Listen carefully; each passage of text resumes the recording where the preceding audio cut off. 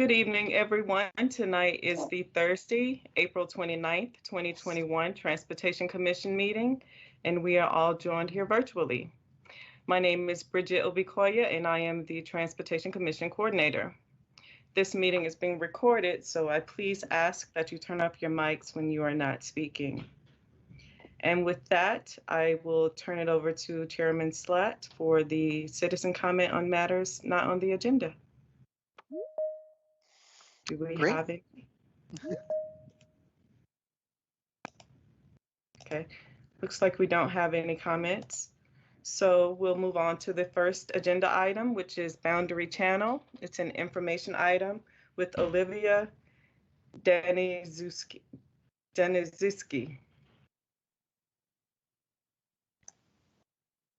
Hello, Bridget, are you able to pull up the PowerPoint for me? Or do I need to pull that up? If you have it readily available, you can, or I can, it's up to you. Okay, I will go ahead and share my screen. Okay.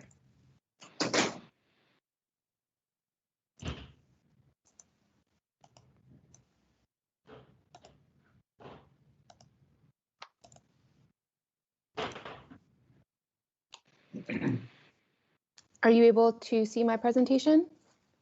Yep. Okay, great. Good evening, everyone. I'm Olivia Daniszewski, a project manager from the Transportation Planning Capital Projects Management team. I'm here tonight to present a brief update on the Boundary Channel Interchange Improvements Project.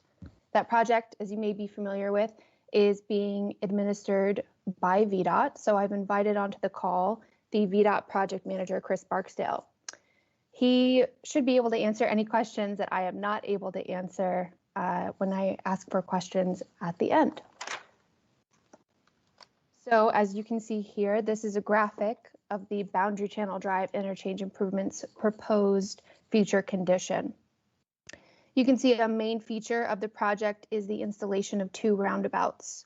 The roundabouts consolidate the I-395 connections to Boundary Channel Drive and allow for two ramps to be removed entirely. Also being upgraded are the bike and ped facilities around the interchange. We're establishing a connection to the Mount Vernon Trail on the north side via a shared use path, and that shared use path is then continued along Boundary Channel Drive, which provides continuous bike ped access both to the Pentagon and to the new Aquatics and Fitness Center on the east side. All of these upgrades will be accomplished with no impact to 395. Here's a quick breakdown of the costs associated with the project. As you can see, the project is estimated to cost a total of $20.4 million and is currently being financed with a mix of local, state, and NVTA funding. Here's a look at a few of the major project milestones. We can see that two major public touchstones have already occurred, a public information meeting in December of 2019 and a virtual design public hearing this past November.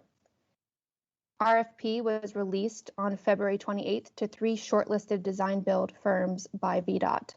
Contract award will occur sometime this summer, with construction anticipated to begin spring of 2022 and end fall of 2023. So that is my very brief update on the Boundary Channel Drive Interchange Improvement projects. On this slide are links to both project web pages, both VDOT's project web page and Arlington County's.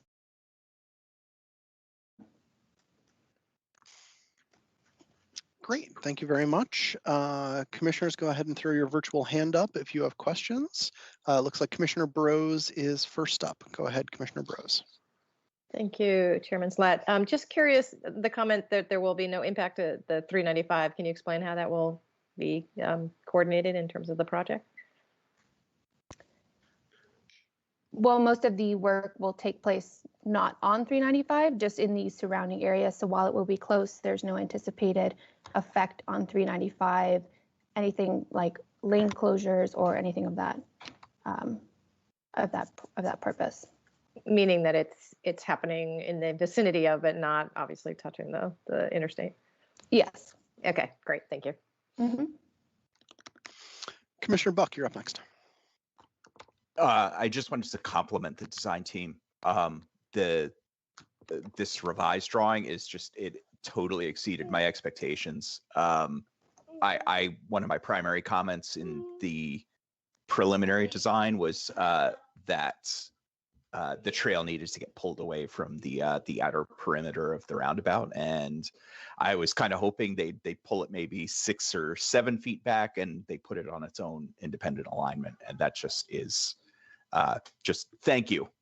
Thank you in big capital letters as shown on this slide. Well, thank you. I will pass that along, and I'm sure VDOT at Chris at VDOT will pass that along as well. Great, thanks. Yeah, and I want to echo that. I also was someone who participated pretty heavily in the last public engagement, and I also am very impressed with the design shown here as compared to what it was then, and was really impressed with the responses that people received to their comments with information about what was being done in response to that comment and what was not able to be accomplished. So that was fantastic. I think I have 2 questions. One is on the west, let's see, say the northwest corner of the westmost roundabout. There seems to have been a change from the previous iteration to this design change, where people coming down from from the trail in the northwest corner who want to head east along Boundary Channel, they used to they went kind of straight around a curve, and now there's kind of a T intersection of the trail and they have to turn left. And I was just wondering what the thinking behind that design change was. Chris, if you are on the call, do you have any insight to share on that? Yes, we've revised that geometry of the shared use path there just based on some comments that we got at the public hearing. A lot of the comments that we got was related to a cargo bike being able to make that turning movement, and then also making sure that a pedestrian, a bicyclist is perpendicular to the ramps as they approach those crossings. All right. Yep. I appreciate responding to that feedback. I was just a little surprised. I think the 99% of people coming down from the Mount Vernon Trail are gonna be going east there along Boundary Channel. So I was surprised that predominant movement is now a turn when it wasn't before. But if that's what's needed to respond to that public feedback, then that's fantastic. I also know there was a lot of public comment during that meeting about additional assistance in crossing the on-ramps and off-ramps, as far as could it be, a raised crossing? Would there be rapid flash beacons? And I was just wondering if any of that if there's any more clarity on what that experience is going to be like now that you're closer to design build. I'm going to pitch that one to Chris again. Problem. We will install some rapid flashing beacons for those crossings, for the ramps. As far as the raised crosswalks, it's really not preferred, being that these ramps are coming off of I-395. There's a lot of truck traffic, and the snowplow trucks will impact the raised crosswalks as well. So we just figured that the flashing beacons would be a preferred option to alert the traffic of pedestrians and bicyclists crossing these ramps. All right. Any other commissioner questions on this quick info item? All right. Seeing no hands, I think that wraps us up. Thank you for the presentation and the update. Thank you.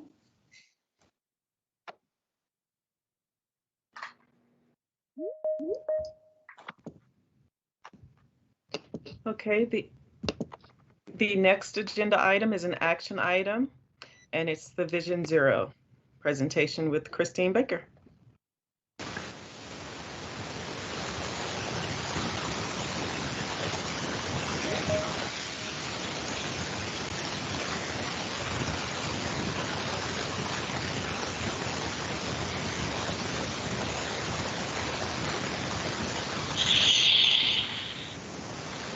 Christine, are you on the call? Getting any feedback? Is anyone else getting that? Oh, Yes, can you hear she's me now? Yep.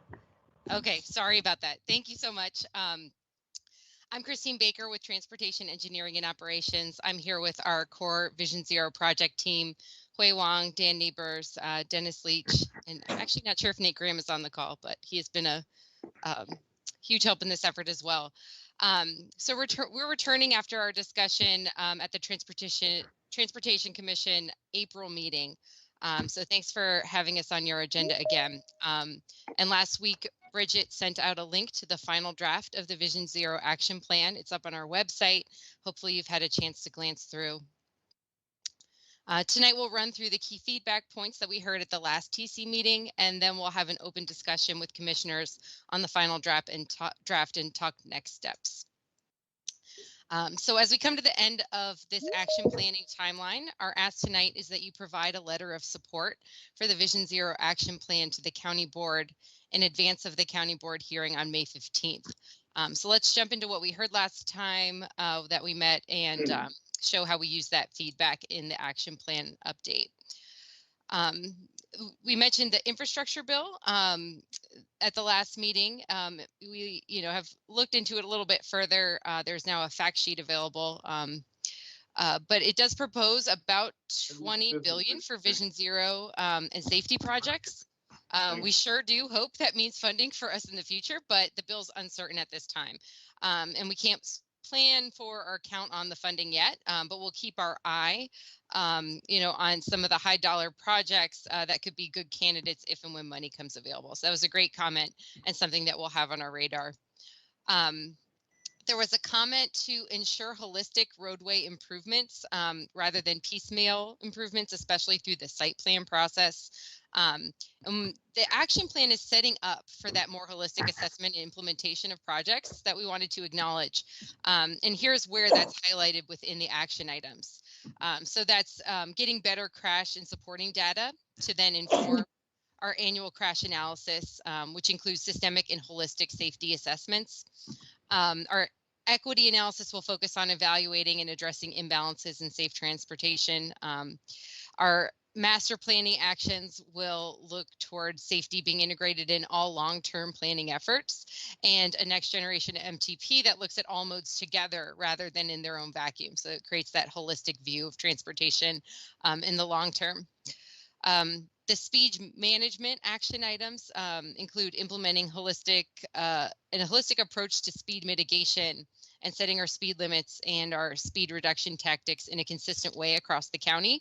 And last, the multimodal safety toolbox will lead to further system-wide evaluation of tools and their deployment. So we feel like this plan is moving us into that preventative, systemic, and holistic approach to safety, and we wanted to, pinpoint those areas where we do, feel that that's incorporated. A commissioner noted that the county needs to look to and beyond national standards to guide our action.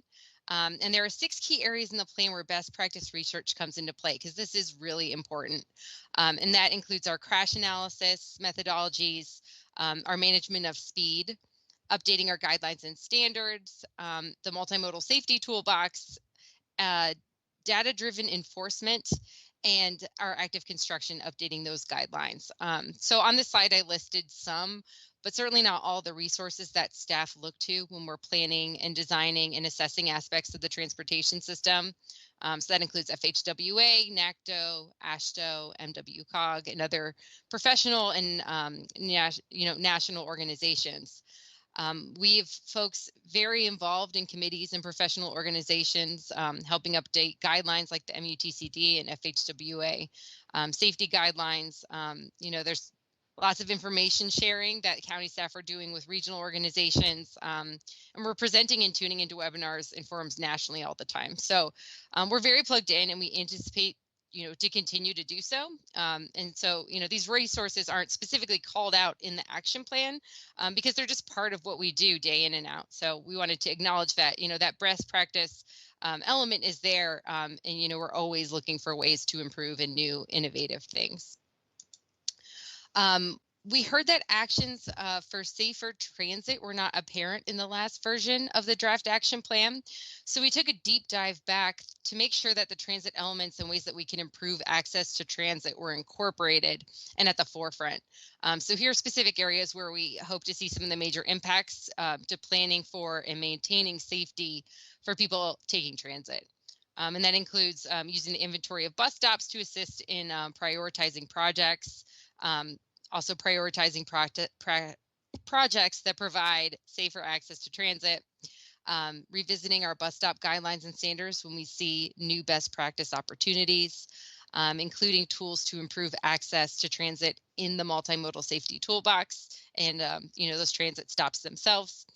That includes improving bus stops through upgrade and repaving efforts in our maintenance program, improving awareness and access to transit as part of community education programs, coordinating with Metro and other transit service providers, and last but not least, engaging with stakeholders, including the TAC, the TC, to learn about transit safety issues and make sure we are knowing what's going on the ground. So we wanted to especially call those out from the plan to show that, we are also committed to that, access to transportation element of Vision Zero and, supporting folks who are taking transit.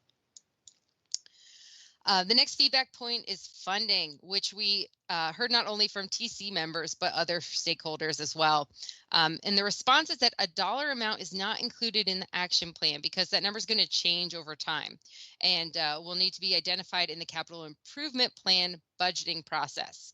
So we've asked for funding in the next 2-year budget cycle in the street safety improvement program, which will allow county staff to pursue safety projects.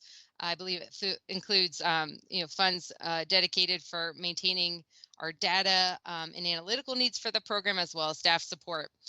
So this is similar to what our peer jurisdictions have done, going by budget cycle, and we feel makes sense given the nature of the 2-year budget cycle and it being difficult to predict further out. Next, we heard many comments about specifically calling for a reduction in vehicle miles traveled as part of a holistic safety strategy. And after deep consideration, we decided not to include VMT reduction as a measurement within the Vision Zero plan because first and foremost, we don't have a great data set on VMT in the first place. And then second of all, we do have VDOT data, which we use within our DOT performance metrics. And that speaks to the goal of the master transportation plan, especially the desire to enhance and encourage non-single occupant vehicle modes. The Vision Zero program is about creating a community culture of safety, which means safety for all people on all modes, no matter how they need to get around. So the plan can't show favoritism or preference towards certain modes if we want to be taken seriously and gain traction in the community. We have to be inclusive. We have to emphasize equity in this program. That is our mission, and that is why we're leaving our DOT performance metrics. That's where we will be tracking VMT reduction, but in this iteration of the plan, we just didn't feel like it was the appropriate setting to be tracking that as part of the safety program.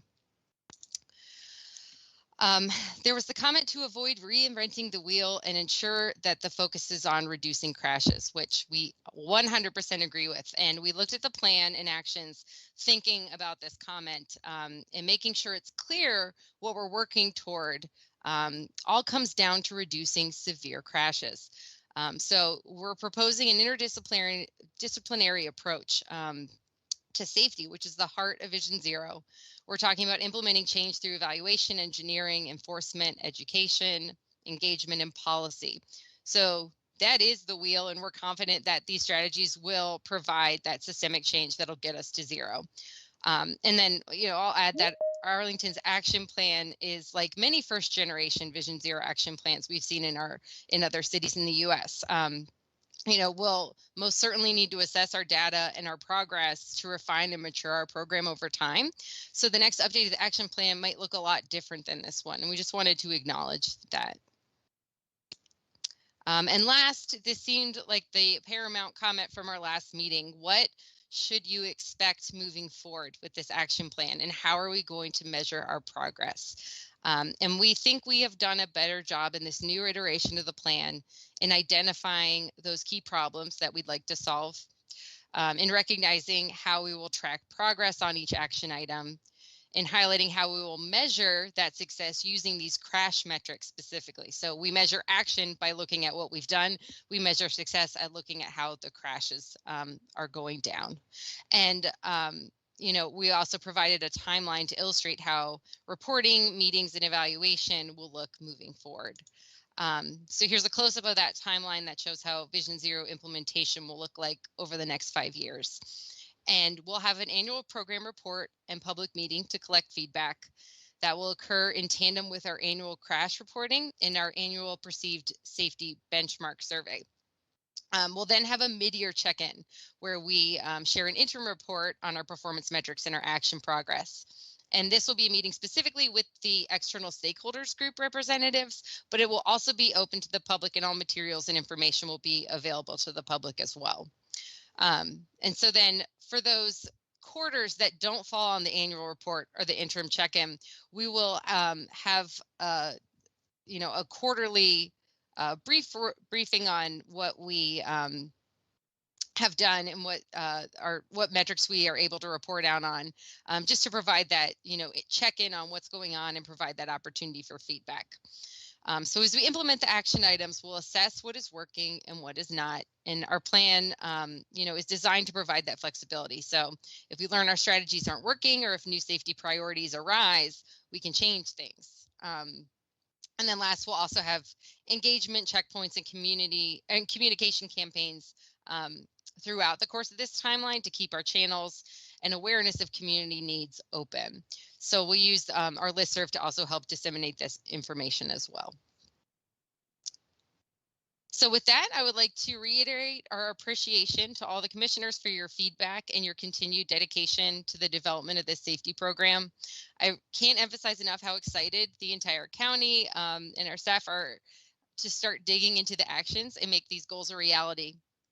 So we ask that you please show your support through a letter to the county board in advance of the May 15th meeting, and we'll open up for any thoughts or questions. Thank you. Thank you, Ms. Baker, and thank you for the rest of your team. This has been a long, hard process, and it's exciting to get towards the end of it. Commissioners, if you have questions or comments, please, go ahead and throw your virtual hand up there.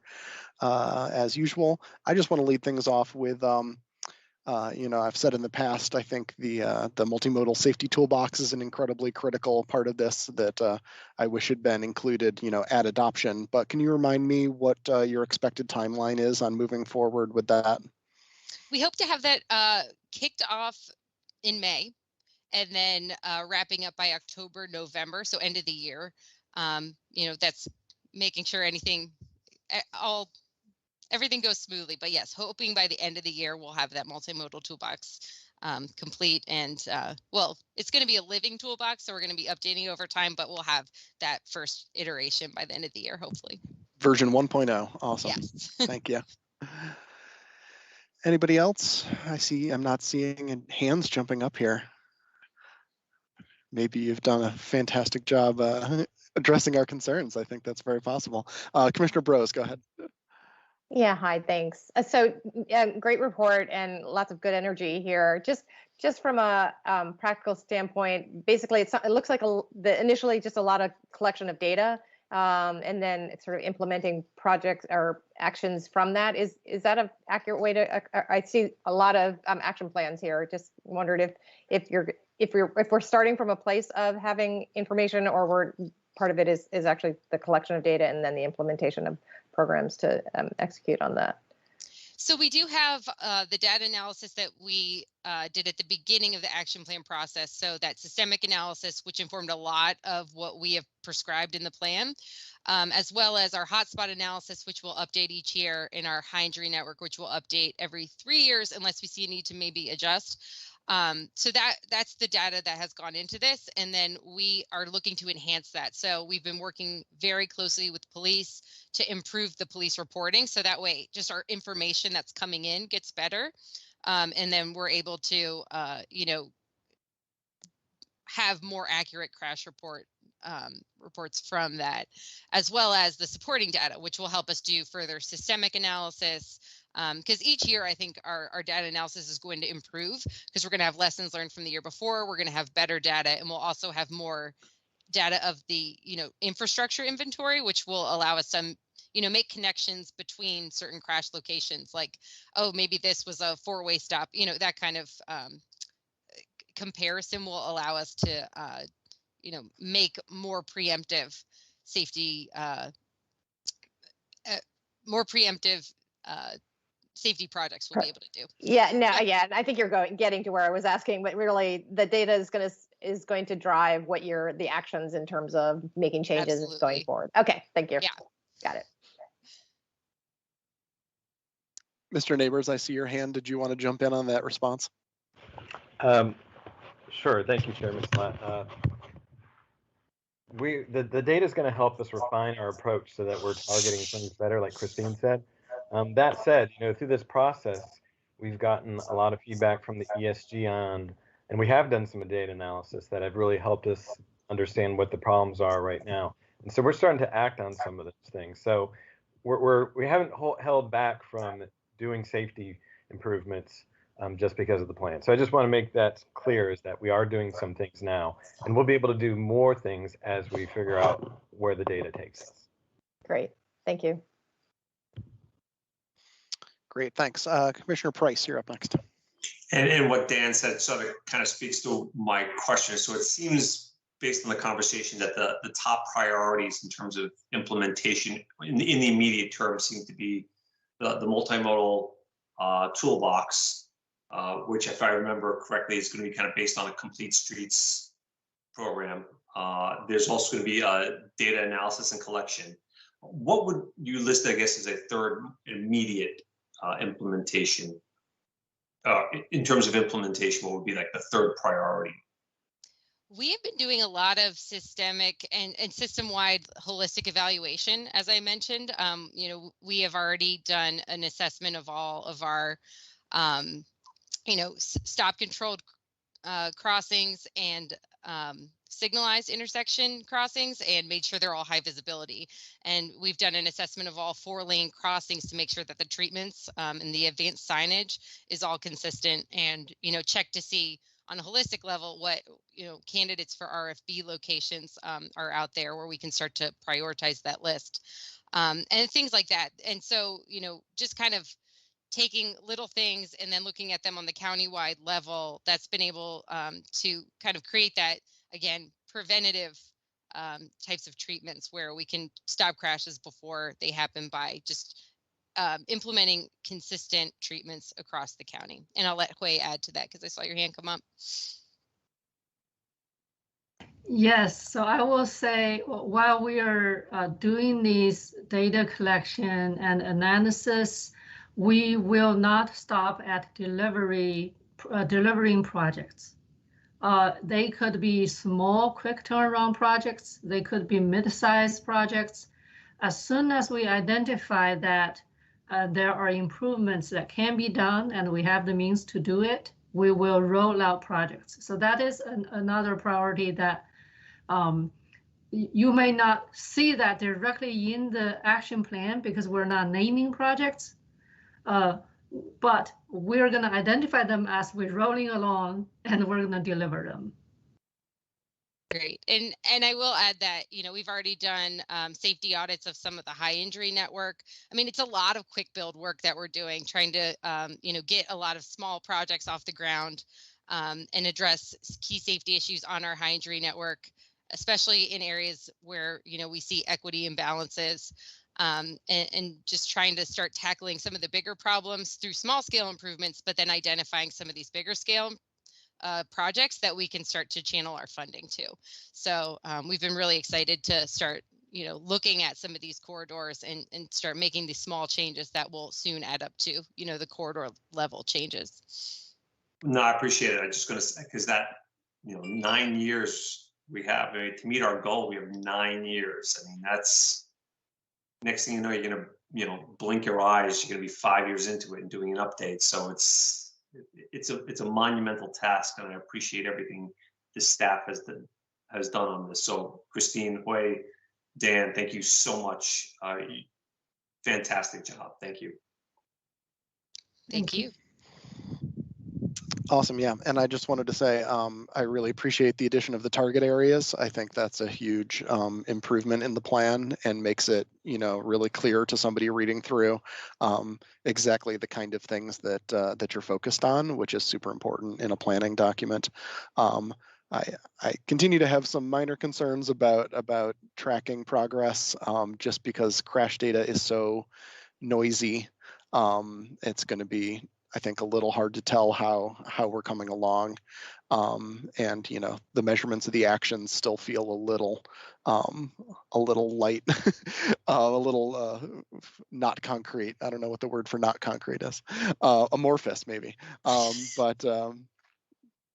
but I think it's come a long way, and I think the most important thing we can do is just to let you guys get started. So I'm happy to support this moving forward. Not seeing any other hands up here, so if you have any final comments or questions, or if anybody wants to make a motion that's not me, that would be great too. Otherwise, I'll get prepared to do that. Commissioner Buck, go right ahead. Thank you. I'm going to be the wet blanket. I'll just say I'm not. I think it's a great safety plan. I just having been involved in two other Vision Zero efforts, it just seems similar to the unsuccessful work that I was a part of, and I think by bypassing the importance of the size and the number of vehicles that are carried on a roadway, we've missed an opportunity, I think, to address the most fundamental relationship to safety there is. From the explanation, it seems like there's a little bit of a misunderstanding over at least my personal feelings on why VMT is an essential part of a safety plan. And that's not just because we want to get people into other modes and we want to be more sustainable and we want protected bike lanes. It's because there is no more powerful relationship to pedestrian safety than the number of lanes and the number of vehicles that are carried on segments. The master transportation plan, I've seen it asserted, I think, in the read aheads that the master transportation plan seeks to reduce VMT, and I honestly, I don't think that's the case. I believe it seeks to reduce per capita VMT, which doesn't affect safety outcomes. If there are 10,000 cars on the road today and there are 10,000 cars on the road tomorrow driven by slightly more people, it's a wash safety wise. So I'm certainly in favor of approving this to go forward. I would love to see our letter to the board qualifying our support such that I feel like we've missed opportunities to address fundamental contributing factors to roadway safety. And I share the previously stated concerns, I think, of a few of you of the concrete actions that will come out of this. There's a lot of plans that are going to come out of this plan, and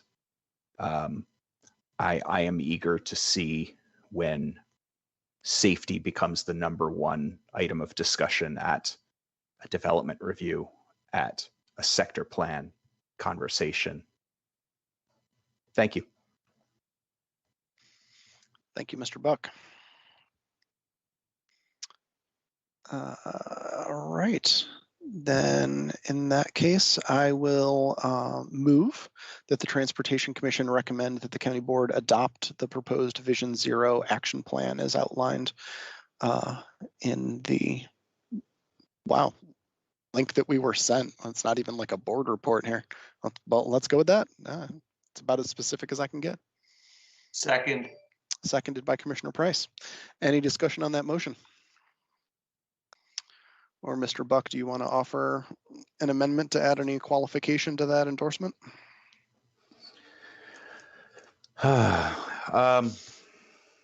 No, I frankly wouldn't.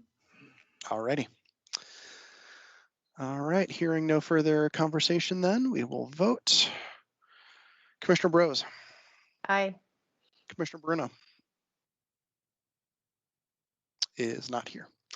Commissioner Buck. Aye. Commissioner Fesselwerk. Aye. Commissioner Lantelmi.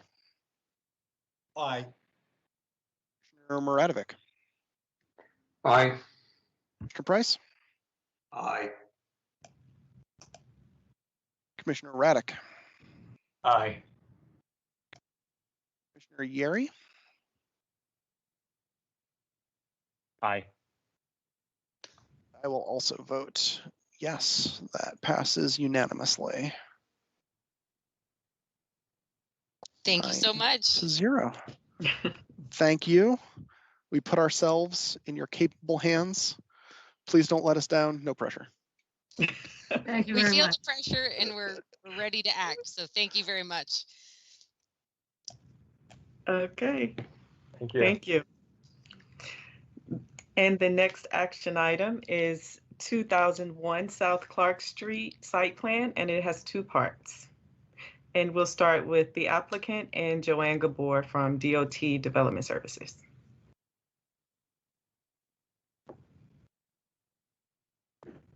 Great. I'm going to bring up a presentation. Hi, my name's Kedrick Whitmore. I'm with Venable, and I represent the applicant. Oh, go ahead, Robert. And my name is Robert Vaughn with JBG Smith, the applicant.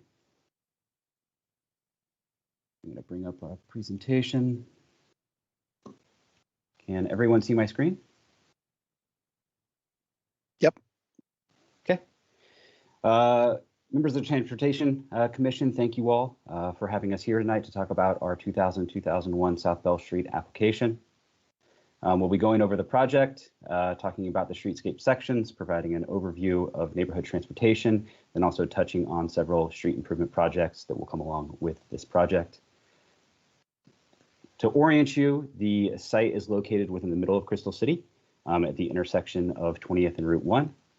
And looking at an aerial, you can see the site outlined in blue. This sits on Plaza block between 20th and 23rd Street and is currently improved with a vacant office building and an adjacent service parking lot. Overall, the application includes over 700,000 square feet of residential divided between two towers and 22,000 square feet of ground floor retail. In terms of overall site organization, you can see the realigned, the first section of the realigned Clark Bell Street bifurcating the site, with 2000 located on the west side adjacent to Route 1 and 2001 located on the east side. The retail is located along 20th Street, and the residential entries will come off of Bell Street. Loading and parking will be accessed off of the alley and off of the connection between the realigned Bell Street and existing Clark Street on the south side of the project. And then we have also been proposing a pedestrian connection to increase porosity south through the block and to connect up to the existing plaza. Overall architecture, 2000 South Bell includes an articulated glass and metal panel facade that steps down to a one-story podium along 20th Street. And you can also see in the bottom image the cantilever that was introduced into the project during the public process in order to accommodate the future realignment of Clark Bell through the rest of the block. And 2001 South Bell Street includes a glazed green brick facade on the northern portion of the project that transitions to a gray brick on the southern portion. And in the bottom left-hand image, you can start to see how the pedestrian connection will tie into the existing sidewalk off of 20th Street.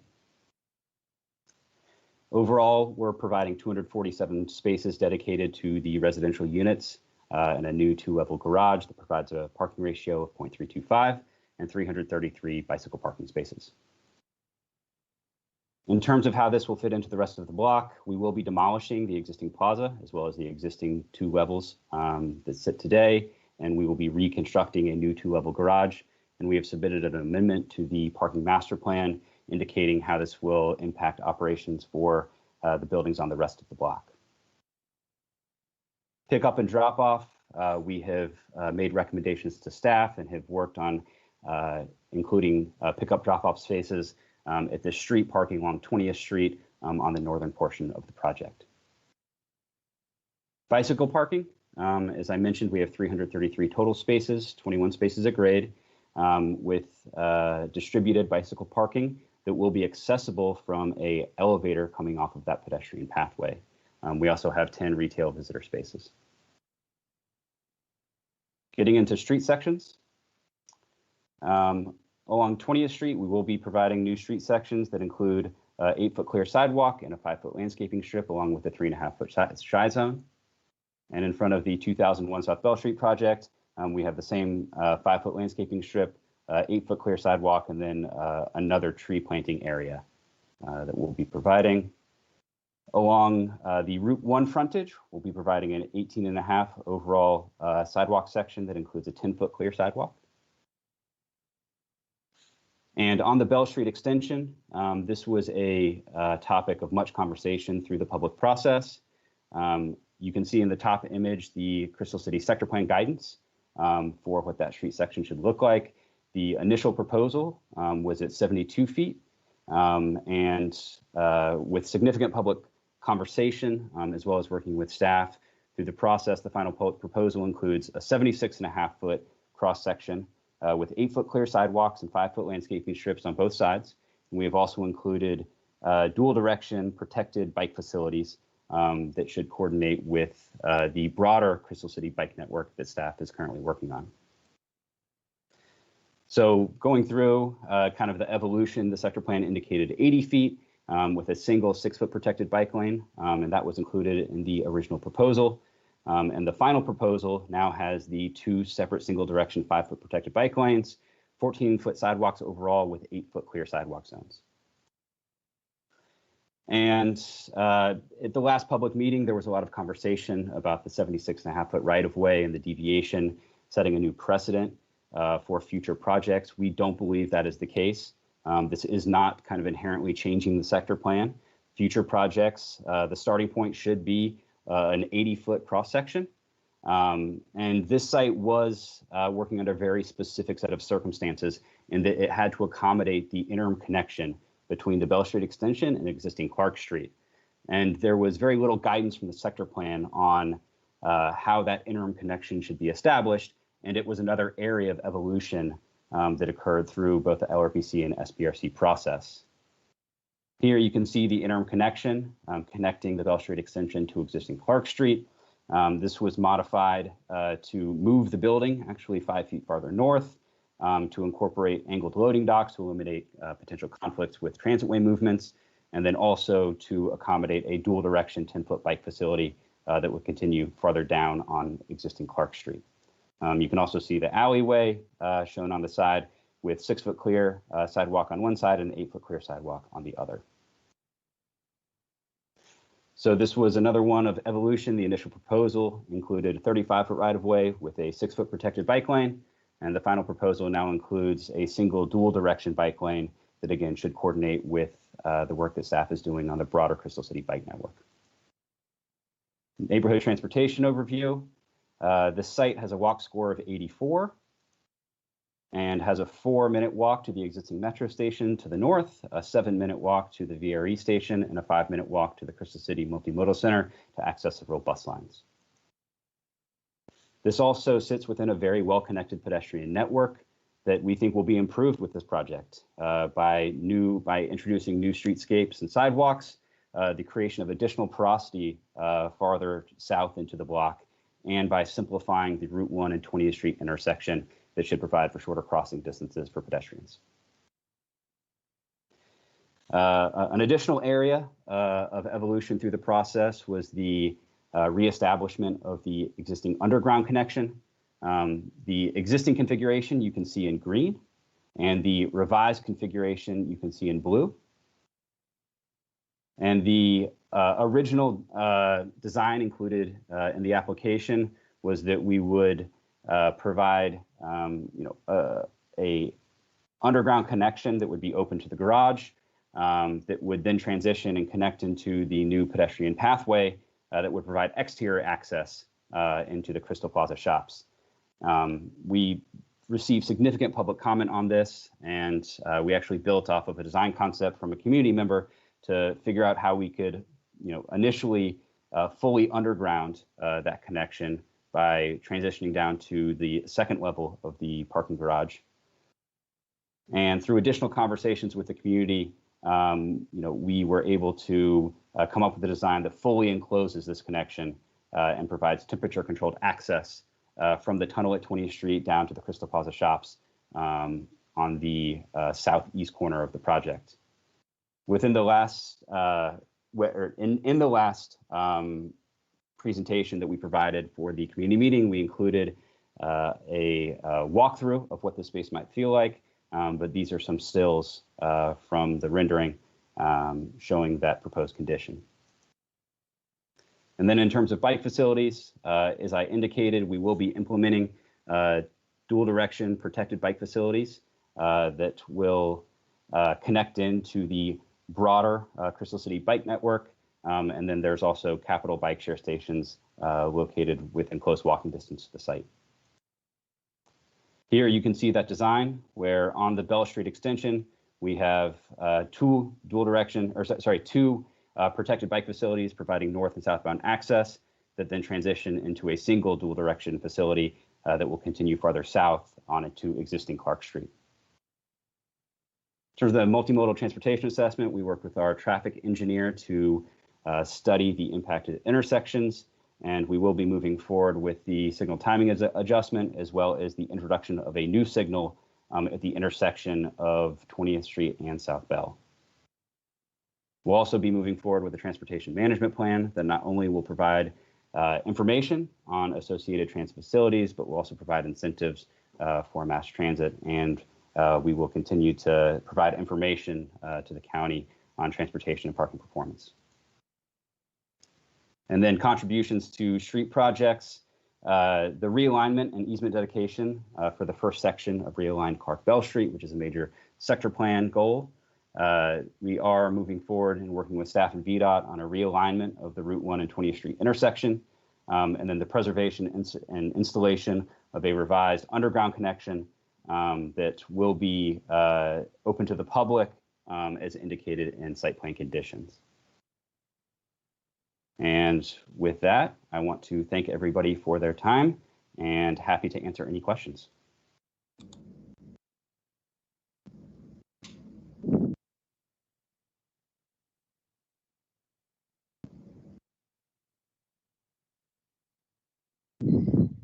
Ms. Gabor, do you also have a staff presentation? I do, thank you. My name is Joanne Gabor and I am with DES and I am the staff present for this item. I'm going to share my screen and I have a presentation, and it is true I am going to skip past some of the slides since the applicant did do such a thorough job at explaining the proposal.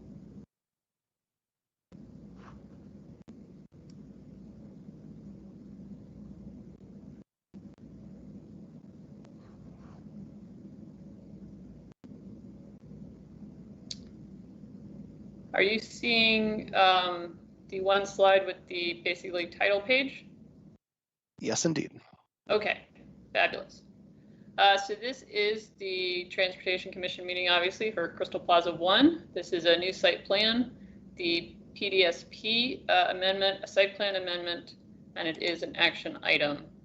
So the site is located, I think we all know, within Site Plan 11. Site Plan 11 was approved in 1963, so it's a few years old, and it does include the entire Crystal Plaza 1 through 6 area. The existing is an office building that currently is being demolished, and then there is a adjacent surface parking lot area. In the sector plan, we do have guidance about the street network in terms of location for streets and types of streets. In this area, you can see there is a realigned Clark Bell Street proposed. There's also guidance about the street cross sections, something that was discussed very thoroughly during LRPC and SPRC in terms of the 80-foot separation between the buildings, and then what the street defined as the curb to curb section should be, and then the resulting sidewalks. There were 2 alternate sections proposed in the sector plan. The sector plan also does specify what the sidewalk frontage should be along all the streets in this area.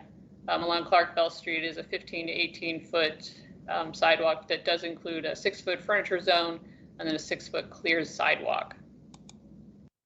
As you've heard, the proposal tonight, we do have a plethora of items. We are amending site plan 11, which is removing Crystal Plaza 1 and creating a new site plan number 458. We're also modifying the parking with the within the block and other necessary modifications. We are approving the site plan 458 for construction of the 2 new buildings at Crystal Plaza 1. We are rezoning Crystal Plaza 1 area from CO to CO Crystal City. We are also have an update to the Crystal City block plan for Block M. We are amending site plan 454, which is the PDSP for Crystal City. This essentially is going to incorporate this site plan into the PDSP area. And then we have associated vacations and easements for public streets and utilities. As the applicant mentioned, there are going to be 2 buildings, and I'm going to skip past the rest of this slide. The proposed modifications do include the residential parking ratio at 0.32 spaces per unit, and they do include the visitor spaces and the handicap spaces per the residential parking guidelines. They do have a request for a 17% compact parking spaces, which is a 2% above the 15% that is allowed. They're also excluding about 32,000 GFA for above ground air shafts and then below grade storage, maintenance, mechanical space. They are also requesting additional density, modifications to the bulk lane angle, and to reduce the minimum horizontal tower separation to 46 feet for the existing surrounding buildings for the east tower. The site layout, again, as the applicant mentioned, I think we are all familiar with the site. The transportation highlights, again, we are redesigning the intersection of Richmond Highway and 20th Street. We are realigning Clark Street.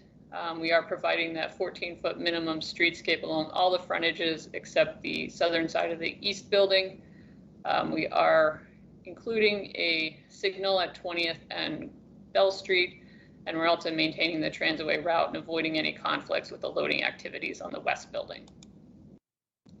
Again, Clark Bell Street, we had a lot of discussion about Clark Bell Street, and we are at 76.5 feet between buildings, and we do have the cycle track, or I should say bicycle facilities in 2 directions, with the possibility to have 1 cycle track on 1 side depending on the outcome of the Crystal City Bike Network as that goes through the process. While we are going to be going to the board in May, I just want to point out that since this road won't be constructed for a little while, we have time to make any changes in terms of the striping. The important part from a staff perspective is to make sure we had the width within the curb space to make sure that if we, wherever we end up, that we can accommodate that, and that is definitely present in this area. That's also true along the, what I call the east-west connector between the permanent section of Clark Bell and the existing Clark Bell. It was widened to have the 10-foot area along that southern side. So if we do end up with a 2-way cycle track, we do have the ability to accommodate that. 20th Street, again, there will be a new signal at the intersection at 20th and Bell Street. At Richmond Highway and 20th Street, we are going to be having the intersection basically completely redesigned and rebuilt. It will simplify some of the movements, eliminate some of the movements, and it also tightens up the intersection to reduce pedestrian crossing distances and provide some more pedestrian refuge. We do have this alley along the south side of the east building. This provides access to the garage that is shared under both buildings, and it's also under the street. And it does dead end. At the end of this building, it does not connect to the existing plaza parking. Again, the parking will be in 1 garage under both buildings. The ratio is 0.32, and we do have the appropriate number of bicycle facilities within the garage and then at grade, and there are 3 loading docks provided in each of the buildings. One of the other areas I did want to touch on is the open space. This is located to the east of the eastern building. It will be connection basically from 20th Street, and it aligns closely with what is being done at 1900. And then this will provide access that you'll be able to continue down this pathway. And then you could make a right at the end and hit Crystal Drive if you want, or continue through the site. It is approximately 7,200 square feet area. And there is that minimum 8-foot clear pathway through the area, but the majority of it does have at least 10 feet. Again, as was discussed, the underground will be relocated through the garage. And based on the location and the design, it does not require you to interact with the vehicles in the area. So you're not going to have to worry about making sure there are any turning movements or vehicles impeding your path. So in the proposed block plan, this was submitted in accordance with the proposed rezoning. And the block plan, just to remind everyone, it provides a supplemental guidance to ensure the proposed new buildings do not preclude the sector plan vision for the block, and the infrastructure continues to function over periods of redevelopment. The site plan 11 amendment, again, is removing about 100,000 square feet of area for the new site plan, and there are existing density and parking will remain, and there's some parking modifications in the garage. PDSP amendment for site plan 454 currently includes 3 sites, and this site will be included, so there will be 4 buildings in the area.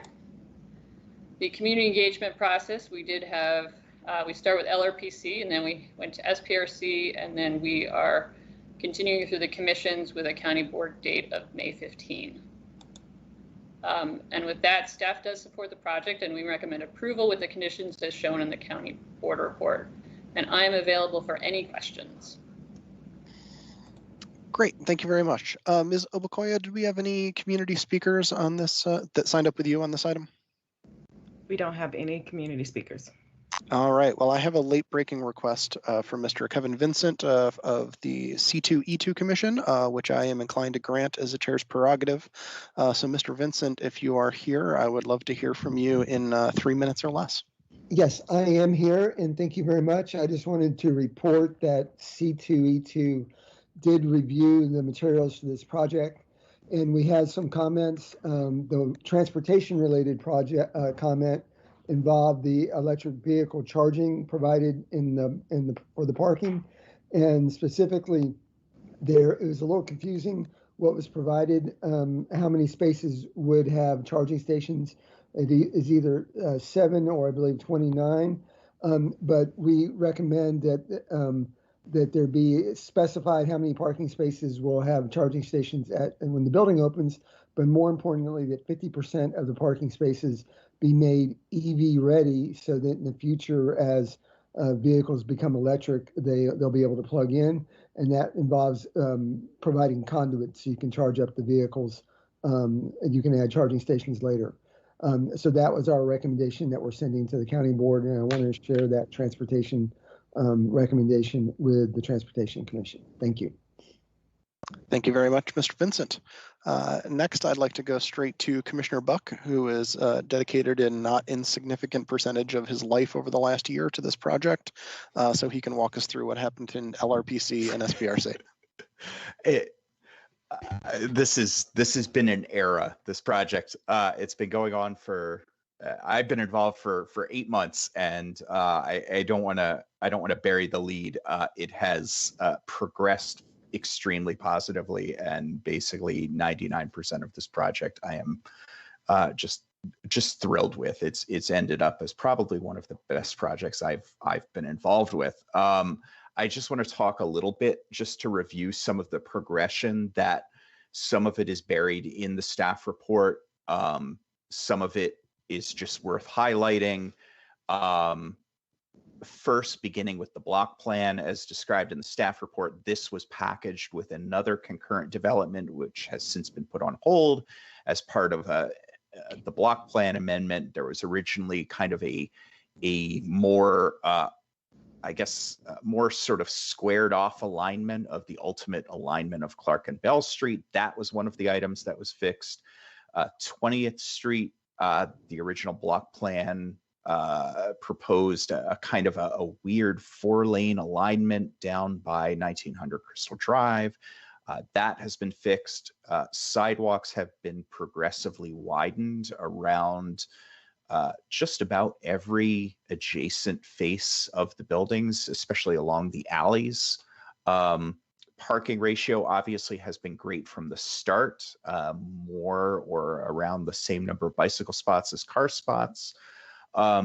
Applicant described the underground. I did not personally engage much on the underground. I am not an underground user, but responsive to the demands in the sector plan that developers try to maintain continuity of the underground connection.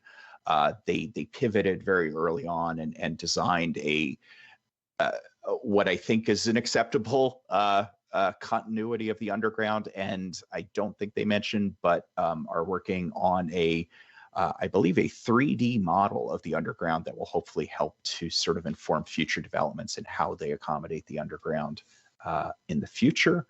Route 1, they showed the overhead of how that intersection is going to be cleaned up.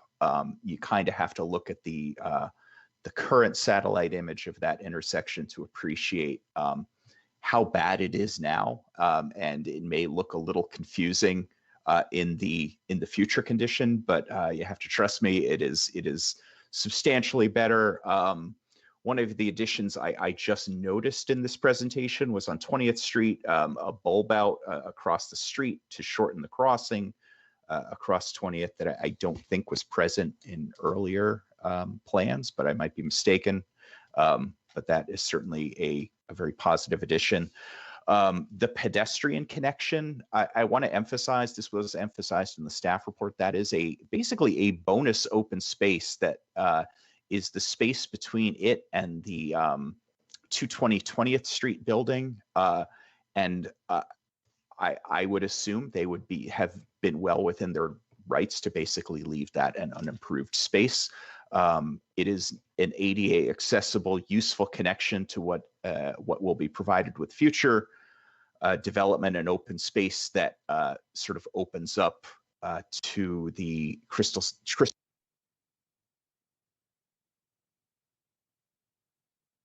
alley running behind the East building. That is we throw around the word porosity a lot, but that is a genuine, I think, substantial upgrade to the porosity of an area that we are known for, of course, our super blocks. Getting into probably the meatiest issue that I at least engaged on was the infamous build to line, the 80-foot in the sector plan. We eventually got to a place where we have this cross section that I consider acceptable. Staff obviously considers acceptable. I just want to basically laud everybody involved in getting to where we are, where we have, as Ms. Gabor mentioned, we now have the space to know that there will be good facilities included with this development and options to adjust as the network plan may evolve. Finally, in the last SPRC, I think there was some sort of latent concern about the build to line. We are still deviating from the sector plan guidance of 80 feet. And there was sort of twin concerns about making sure that this is not a precedent for the entire block or for the entire corridor. That has been noted that extensively it is not considered precedent. One of my sort of advice to everybody was to give an explanation so that we have something on the record that says this is why a deviation was sought. If you dig down into the staff report, you'll see there is one. So I'm very pleased about that. There is going to be something in the written record that the county board reviews that states exactly why the applicant sought this deviation. I think that's an important part of the precedent setting for this. The only kind of open issue, and I want to make clear, I don't think this is a showstopper, but this is more of we have other South Arlington SPRCs that are sort of coming down the pike. We may have one, I'm surprised it wasn't this month, it might be next month for something along Potomac Ave. We obviously have a service level crisis with bus service regionally because of the pandemic. And particularly we have a service level crisis with the Metroway that runs right past this building.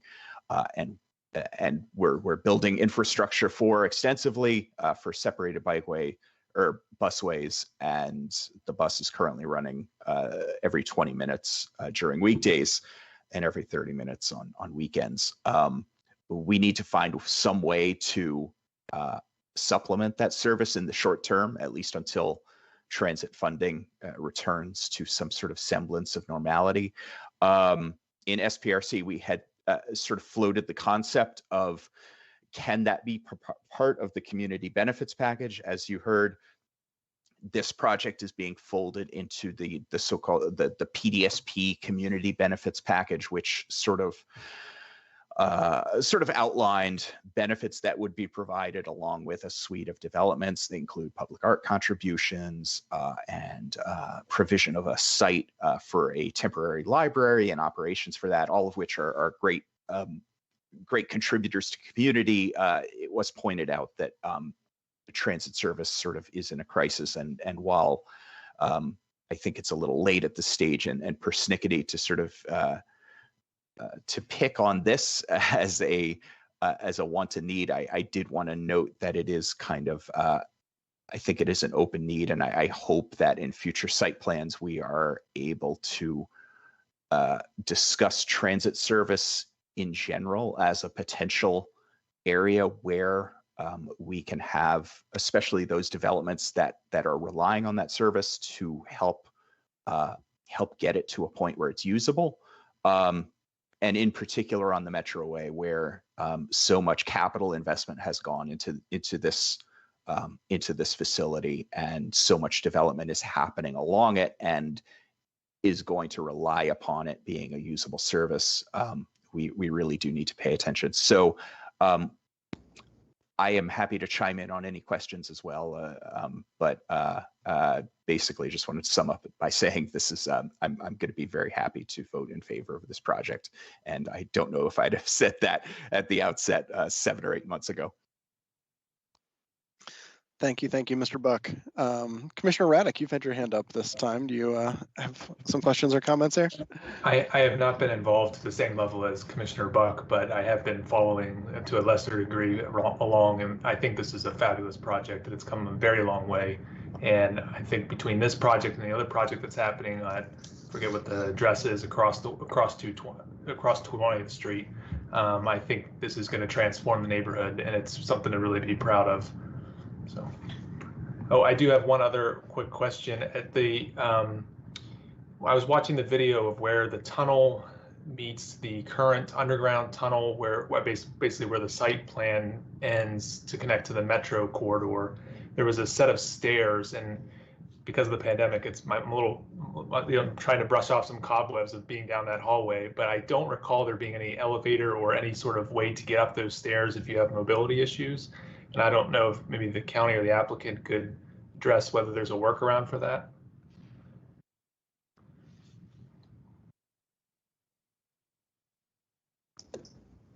Yeah, we did not include modifying the 2 sets of stairs that exist in the current tunnel as part of the site plan.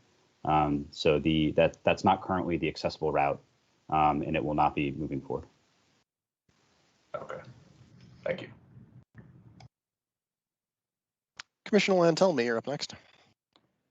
Yeah, I just want to join in and support the project. I did participate in the LRPC SPRCs for this, and the evolution of this from when it was first presented to now is quite positive in just about every aspect. I particularly just want to note that the underground as originally proposed did, as noted, raise a lot of community concern. As it is now being designed, it takes into account all of our comments, and I'm very happy to move to vote in favor of this, given the changes that have been made. This is what I've come to expect from JBG Smith. So, thank you. Pass it on to the next person. Thank you, Mr. Lantelmi. I just had one question, which is, I feel like the question I ask every single time one of these development comes along. Has the decision been made as far as what is going into the buffer of these bike lanes to make them protected bike lanes and not just pick up and drop off blocked bike lanes? Again, this is Joanne Gabor. Right now, the plan would be for it to be flexi-posts, and as part of the Crystal City Bike Network, I know we're having those broader discussions about what is the best method to buffer the area.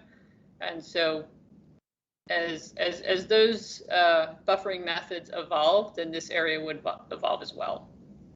But it is not intended to just be striped to allow the cars to enter that area. There will be some sort of flexi post, some sort of implement to avoid that.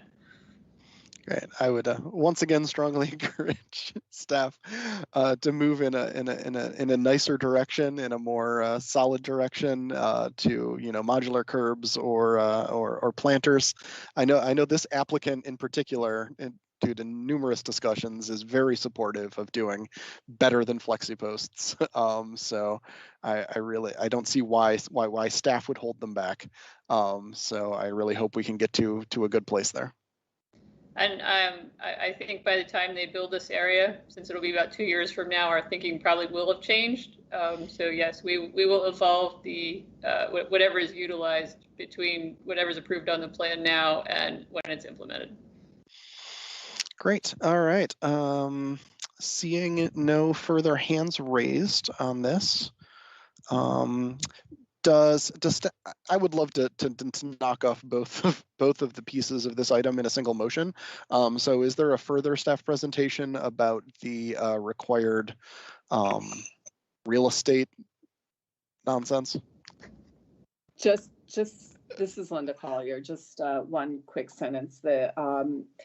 It involves the vacation of a portion of South Clark Street. Obviously, it's going to be relocated, so we are recommending vacation of this portion that they've requested. It's a total of 7,444 square feet.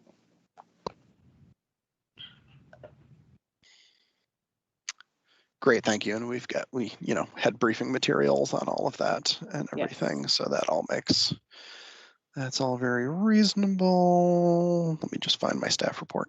All right, cool. Looking to see if anybody else has a question or a comment in the meantime. I'm not seeing it.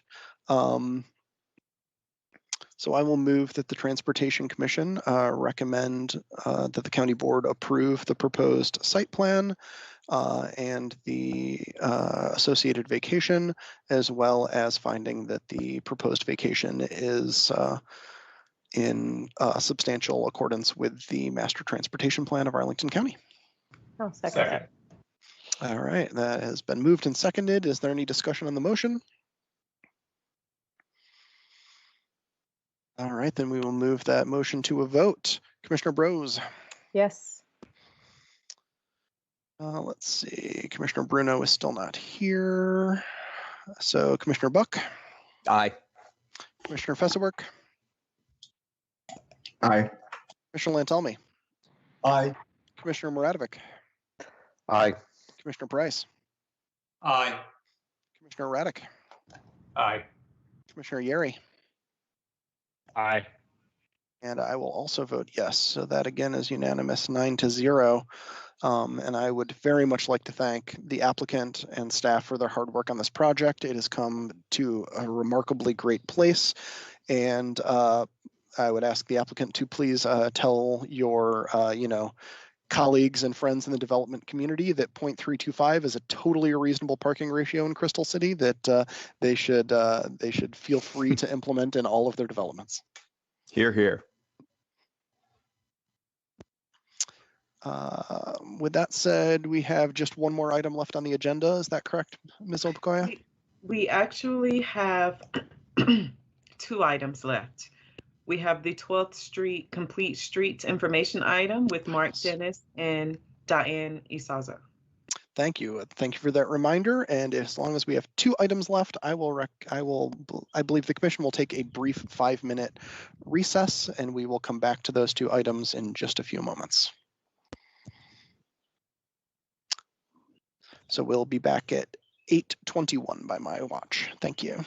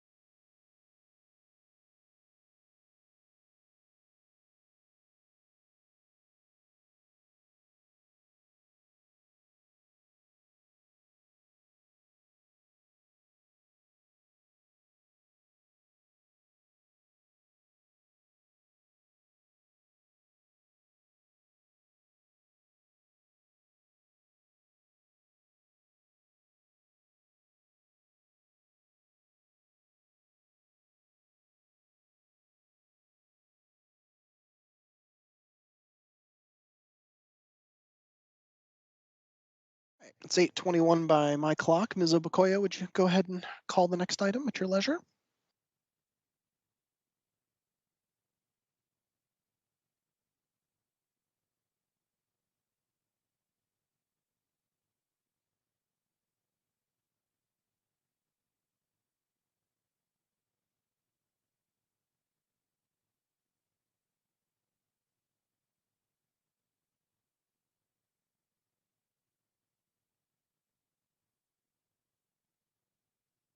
Perhaps Ms. Obakoya has not returned yet.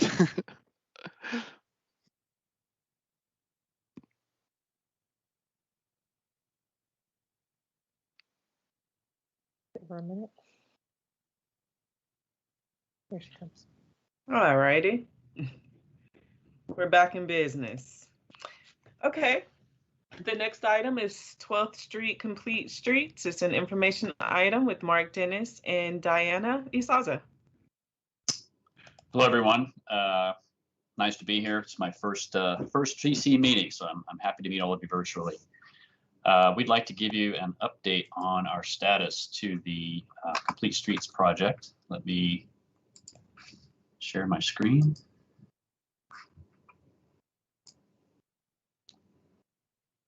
Everyone see my mouse there? Absolutely. Okay, great. We'll get started. Let me introduce myself. I'm Mark Dennis. I'm Capital Projects Manager with the Transportation Planning Division of DES. My colleague here, Diana. Good evening. My name is Diana Isaza. I'm with the Transit Bureau, the Transitway Extension to Pentagon City Project Manager. We'd like to give the Commission a brief update on the status of our coordinated projects, the 12th Street Complete Streets and the Transitway Extension. We know it's been a while since the last update, so we're eager to bring you up to date on this. So we'll start with a project overview and some background, give a little bit of understanding on how 12th Street became a Complete Streets project, how it became associated with the Transitway project. We'll look at some goals and objectives of each project. How will these two projects kind of allied together function once they take shape? How has the project evolved since the last public engagement? And what is the current status? And we'll also look at some next steps and some anticipated milestones.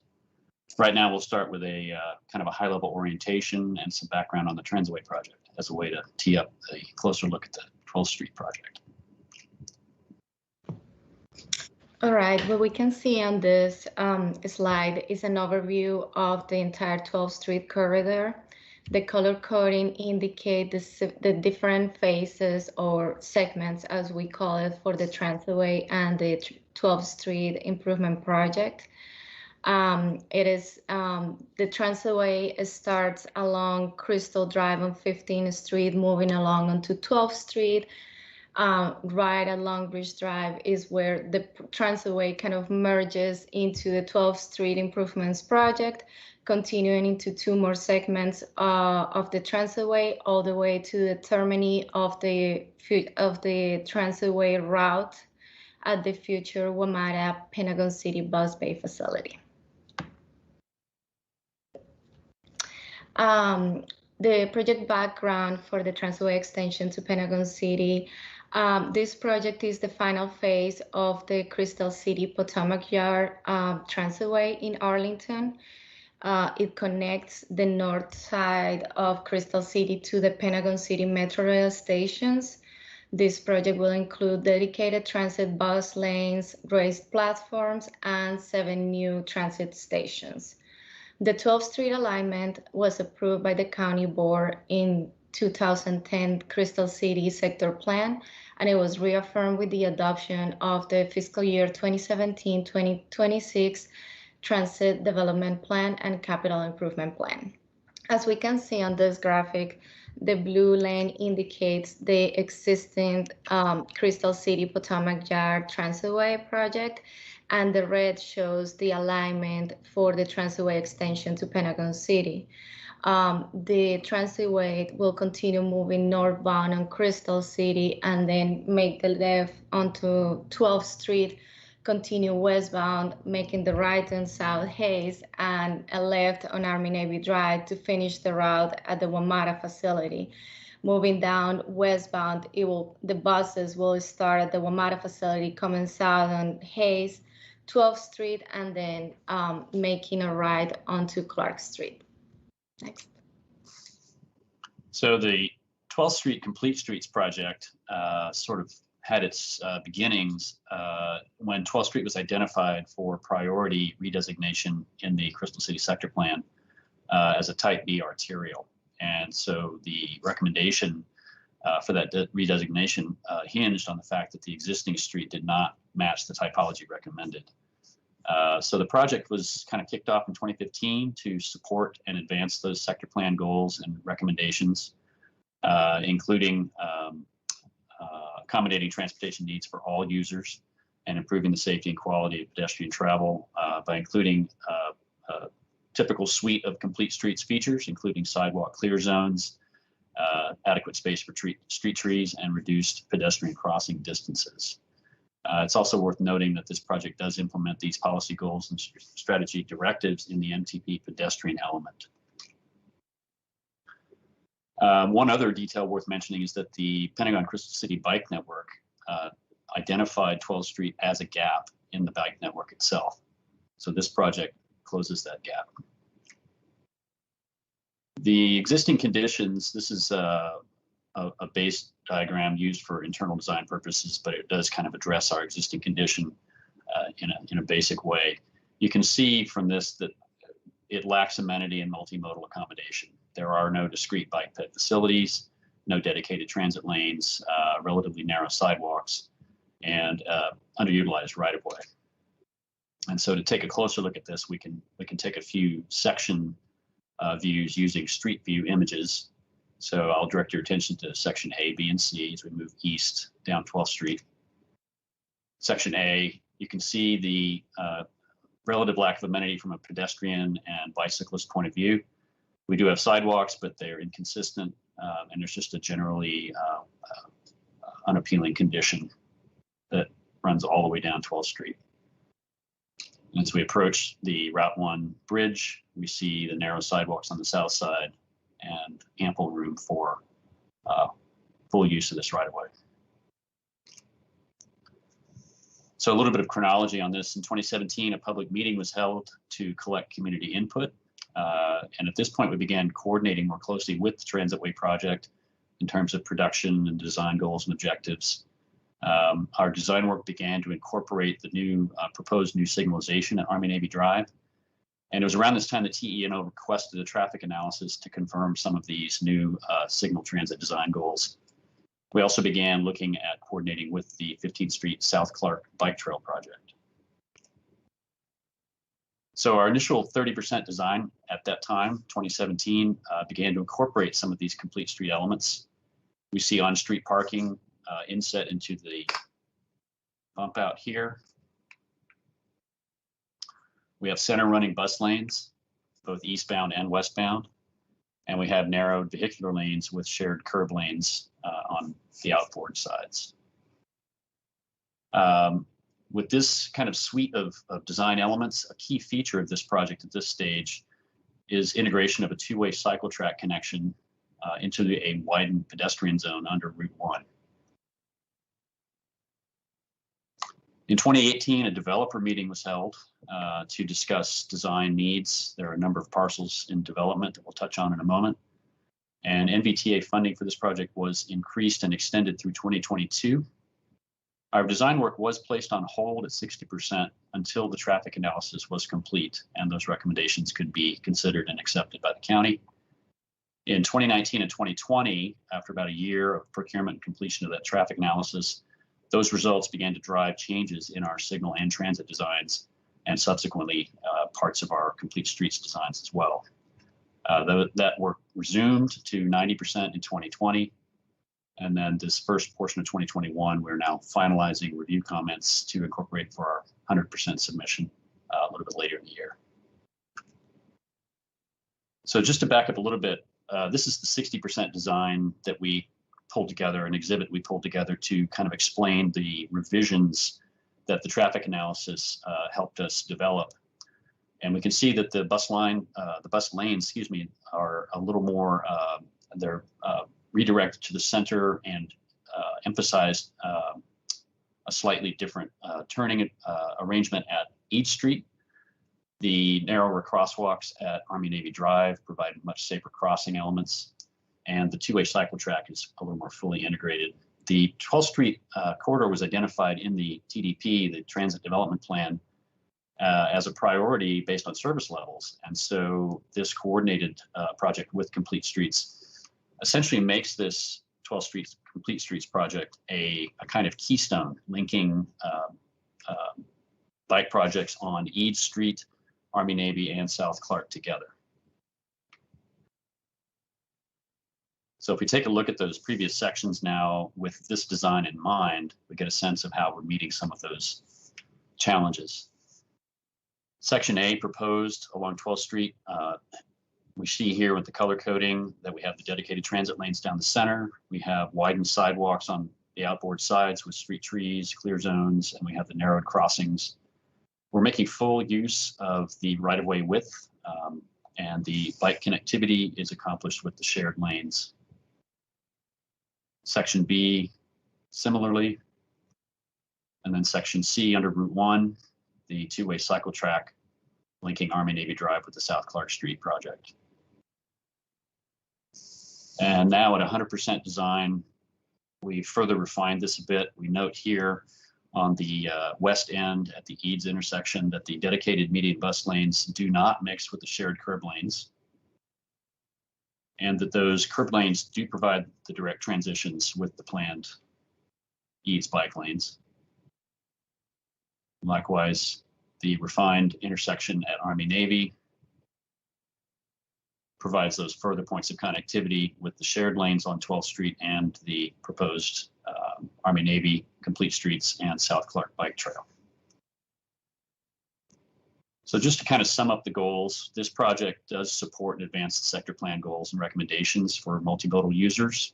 These include safe travel routes, sidewalk clear zones, reduced crossing distances, and street trees and amenities. They also implement the complete streets pedestrian policy goals and directives in the MTP pedestrian element, including helping to complete the walkway network, making more of the network fully accessible to all users, improving pedestrian safety and promoting walkability, and also elevating the maintenance standards and operational standards for these kinds of walkable environments.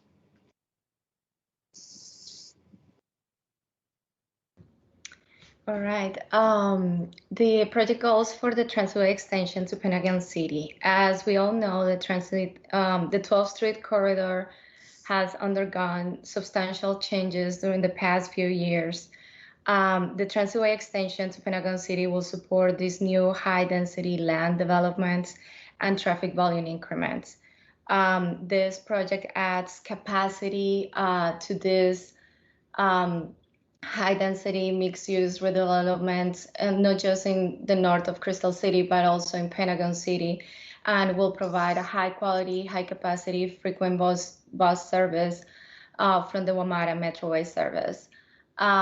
This project will maintain the consistent look of the Crystal City Potomac Yard infrastructure with the same type of amenities, real-time display showing bus arrival and public art on the shelters. And also the project management team during the planning phase determined that the project will be designed and built in 3 separate segments in order to minimize the impact in the area, since the coordination with the adjacent developments is a key element during the construction of the project. Next. So what has changed and what is next since what is coming and what has changed since the last public outreach we held back in 2018? The civil design for segment 1 was completed. Back in that time, it was determined that the first segment of the Transway, which is shown here, is starting from 15th Street and Crystal to 12th Street and Long Bridge, could be designed and built independently. During the process of developing the traffic and operations analysis, it was determined that since the entire corridor from Long Bridge Drive to Hayes Street was going to be analyzed, that these modifications on the transition for the bus from this curbside station to the median stations on the 12th Street corridor requires signal modifications at the intersection of 12th Street and Long Bridge Drive and Army Navy Drive. That's why the design of the segment was put on hold until we finalized the traffic and operations analysis. As we can see here, this is a general overview of the alignment of the project. The transitway is going to come along the existing parking lane, will become bus-only lane. We'll be adding one new station, curbside station right at this location. And then there will be some modifications to the curve, to the turn from Crystal Drive onto 12th Street, just to ensure that the buses can make this turn safely. Moving along the curve side, and then this is right here is, I'm sorry, I'm not showing my cursor, but yeah, thank you. From Longbridge Drive all the way to 8th Street is where the integration into the 12th Street Improvements Project is coordinated. This project will be the transitway extension to Pentagon City Segment 1, and the 12th Street project will be packaged in the same ITB, invitation to bid, and they will be constructed at the same time. For the next segment, then after the 12th Street Street Improvement Project will be completed, then the transitway will pick up on 12th Street and 8th to Fern Street. That's what we call segment 2A. We'll be adding 2 median stations and dedicated transit lanes. And the third section of the transitway will be segment 2B, moving along 12th Street, adding 1 new station and following the route of the transitway with a termini at the WMATA facility at Army Navy Drive. So what can we expect next? The design for the 12th Street Complete Streets project and the transitway segment 1 will be advanced to 100%. We are looking into start the procurement process in summer of this year. The traffic and operations analysis was completed and the recommendations were accepted. We are also coordinated with some site plans along the alignment of the transitway and the 12th Street improvements project. The Verizon site on 12th Street and East. We also have Penn Place, which is on the block from 12th Street from East to Fern. And another one that is 101 12th Street South. The site plan is on the east side of Longbridge Drive on 12th Street. The county is in the process of finalizing easement negotiations for the first 2 stations on segment 1 and addressing design challenges. We have a limited cross-section, street cross-section, and a lot of changes coming, so we're definitely working on that. Next. So this is an overview of the milestones showing where we are today and what is coming. As you can see, for the transitway segment 1 and the 12th Street Complete Street project, we are in spring 2021 and we'll be completing 100% designed in this season. We're looking into having the procurement process between summer and fall and starting construction by the end of 2021 or the beginning of 2022. We will have a public engagement once the procurement process is completed and the contract is awarded to a contractor. For segment 2A, the design has been advanced. The design team is working on advancing the 30% design into 60% design. We're looking into have construction around fall of 2022, start the construction. And for segment 2B, we are working on the design. 30% design is still addressing some of comments from the Fire Marshal Office, and also since this last station of the transitway is very depending of the WMATA facility, the construction of the last station will be interrelated to a WMATA facility. Here we can see an overview of what is coming more expanded, more graphically.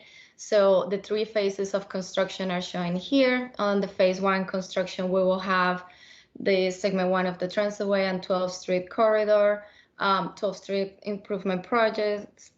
We have the construction will start for this two projects at the same time. We have an anticipated construction duration of 12 months.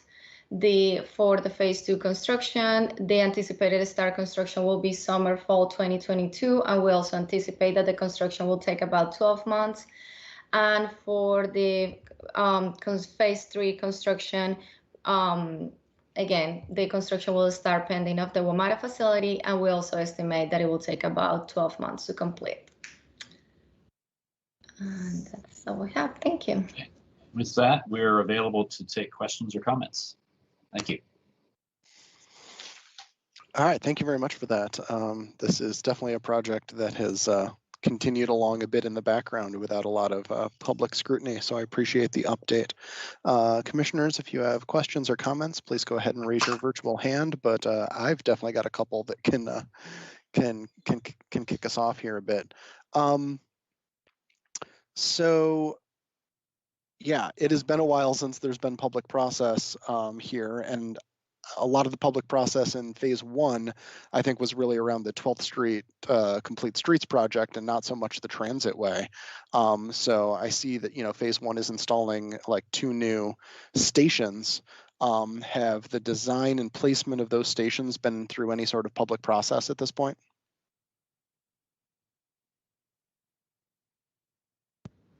We had a public outreach event back in November of 2018.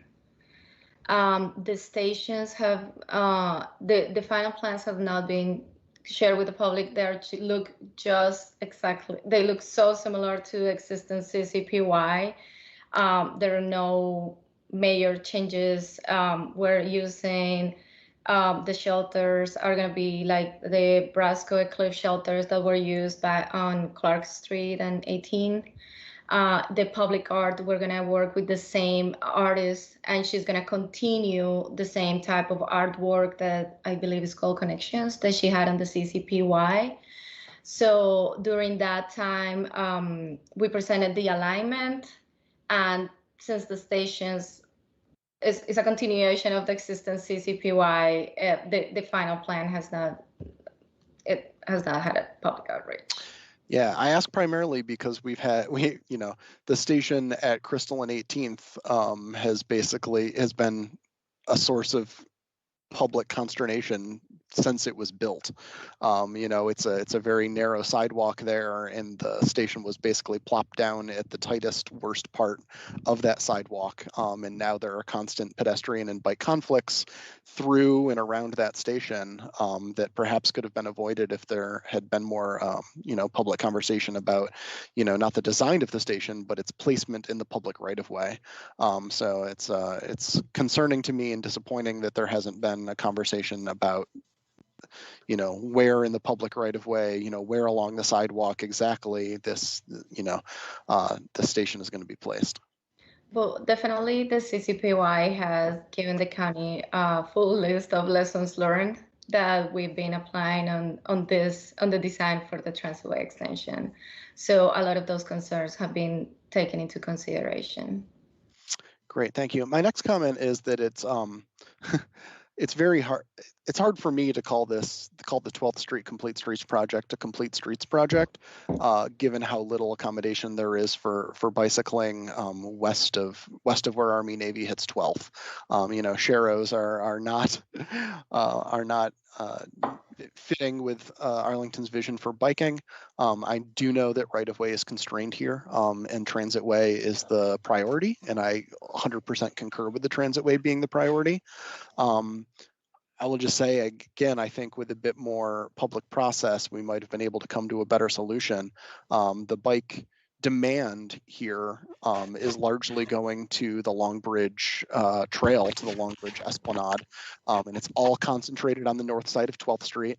You know, and that section of 12th that, you know, Crystal Drive turns into east of Army Navy also is constrained to right of way and is not going to have great on-street facilities. I think our best bet for bike facilities there is, you know, kind of trying to expand that north side sidewalk to a trail width. And I think there's an opportunity to do that between Army Navy and Long Bridge as part of the development that's happening.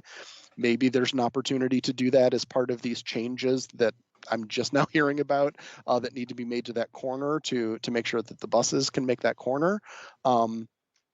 And it, it feels like maybe there was an opportunity to get a wider north side sidewalk on, this project's portion of 12th, given the right of way. All the cross sections that I've seen, there's a whole lot of, sidewalk varies, area next to sidewalk varies. Like there's a lot of very loosey goosey what's happening outside of the cartway. And I feel very strongly, given the fantastic bike facilities that we're going to have on Eads and the demand going to Long Bridge Esplanade, especially once it connects to the Long Bridge, that if we can get that north side sidewalk, up to as close to 10 feet or so as we can get it, that's going to be a much better bike accommodation and is really going to help the overall network if that's possible. And it's a shame that sharrows are what are shown in this plan at this point. Well, I think that's a valuable insight. I think that's something we can at least look at on the design team to see what opportunities there are for that kind of final detailing. So we'll definitely take it back to the design team. Thank you. I'm going to let some other commissioners jump in here because some hands have popped up while I was going off. So Commissioner Buck, you want to jump in? You took the words out of my mouth with regards to segment 1. There was a lot of discussion in the 101 12th Street SPRC about the importance of that north side sidewalk, the opportunity presented by that site plan, the park renovation that they are going to provide as part of that site plan at the corner of 12th and Longbridge, and then finally the eventual county takeover and reconstruction of Gateway Park along Crystal Drive before the curve. All of those present the opportunities to take away the unprotected southbound bike lane and use that width to move that north/east curb inward and manipulate it to whatever degree is necessary for the bus to make that curve and provide a true complete street solution on segment 1, where we can accommodate that desire to get to the Esplanade. I would definitely echo your statement about Army Navy to Eads. I don't think that we should be representing in any way that we have connected the Army Navy and Eads bike facilities by allowing bicyclists to use a shared travel lane. That is the default, and I'm a little rankled. I will cede the floor, and I have some questions, some detailed questions about Phase 2A in particular.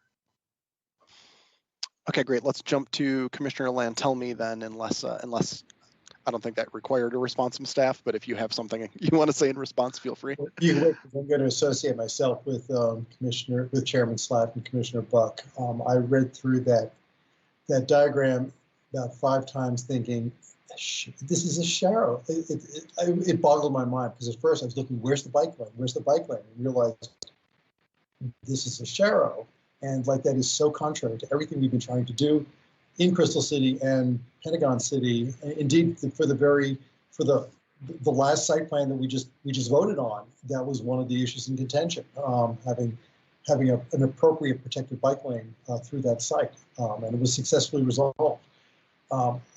Here with the buses, the traffic, a sharrow, this is like the worst place to have a sharrow. So I'll just leave it at that. But yeah, I absolutely associate myself with Chairman and Commissioner Buck.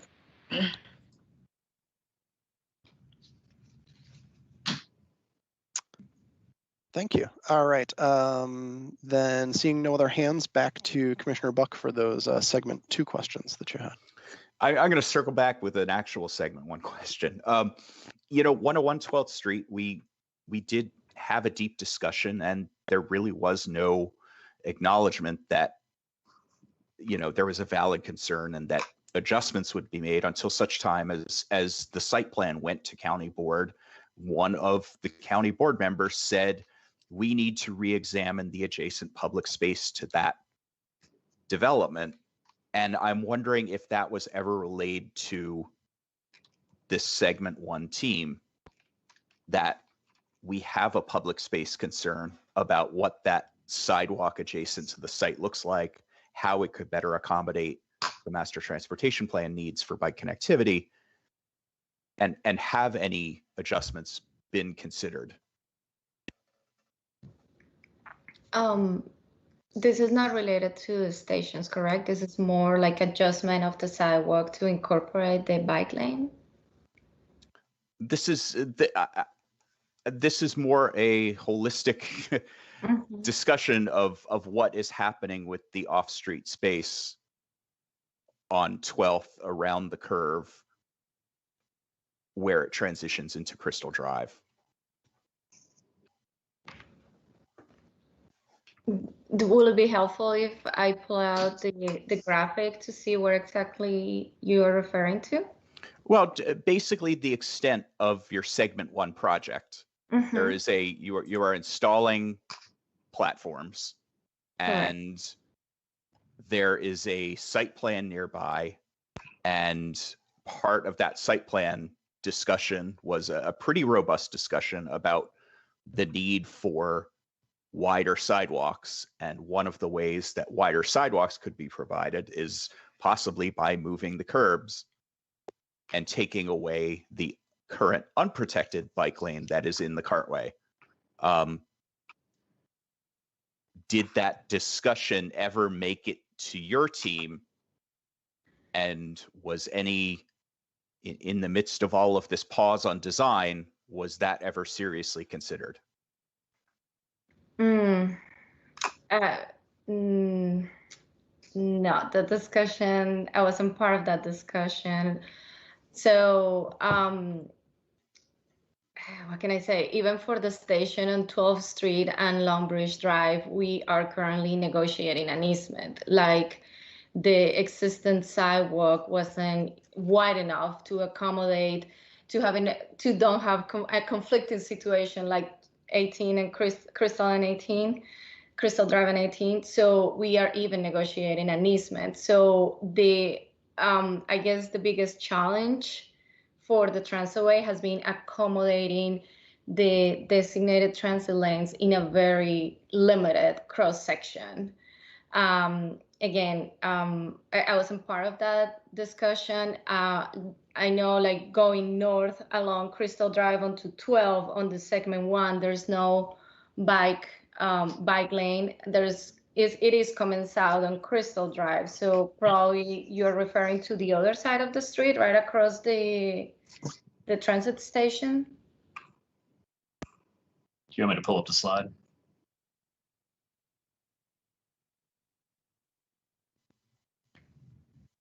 I mean, I can just say that that the discussion of that site plan and then incorporating a wider section for a bike lane was not part of the transitway, maybe because the bike lane is always considered to be like on the other side of the street, southbound.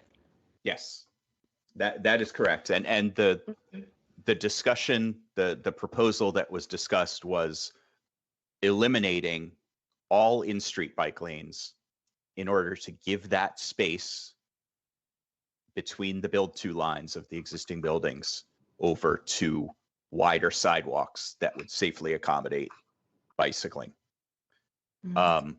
If that was not discussed, that's fine. I just wanted to note it for posterity's sake.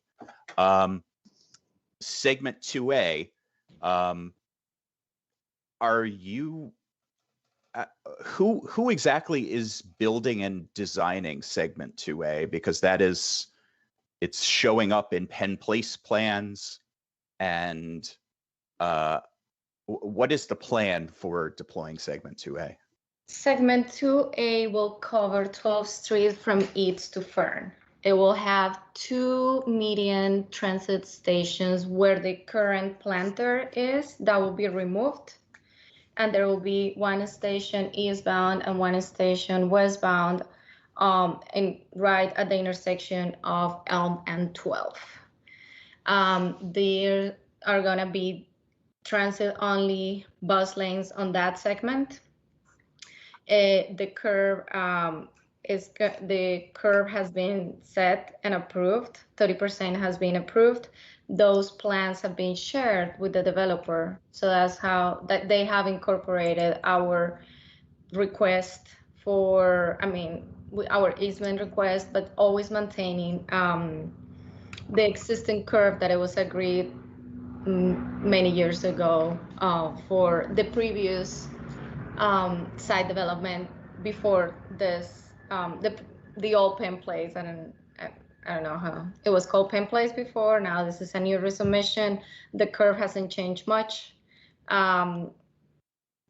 The Engineering Bureau is working on the civil design for the stations, and we have a consultant developing the structural design of the stations.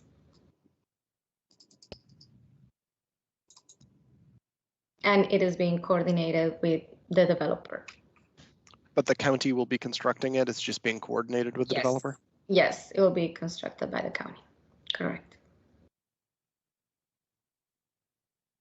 That will also add a traffic signal at Elm and 12.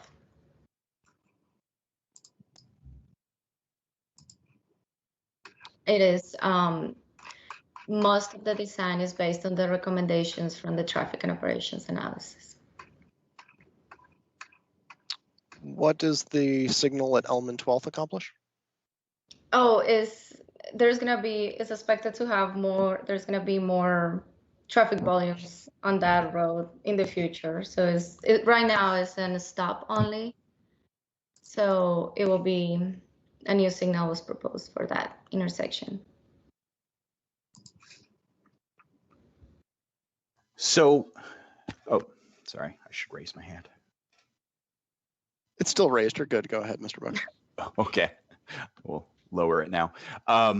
So I would like to see a two-way bike facility along the north curb, abutting Penn Place, because I assume the left turn movements are going to be protected to avoid conflicts with the bus lanes. And it's a very popular street. There is a trail there now abutting Penn Place. It's very well used. The county's own micromobility pilot program provided some GPS data on the scooter users. They're using that segment to connect from Metro to Eade Street. What is the constraint when I go to the Penn Place and SBRC and say we need to remove the street parking on the north curb along 12th and use some of that space to provide a two-way bike facility? Does that conflict with your iterative design planning for phase 2A? That does not conflict with the transitway. However, the curve was set on the previous site plan. Something that since it is my understanding that it was part of the agreement of the previous site plan to maintain that street parking. So it will be maintained, and that's one of the existing conditions given to base the design for the transitway.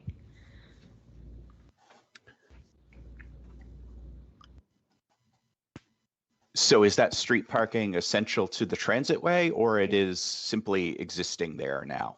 It is existing there. It's not essential for the transitway because the transitway will be running on median lanes. The two center lanes will be dedicated for the transitway. So Penn Place, the designs appear to show them reconstructing curbs. That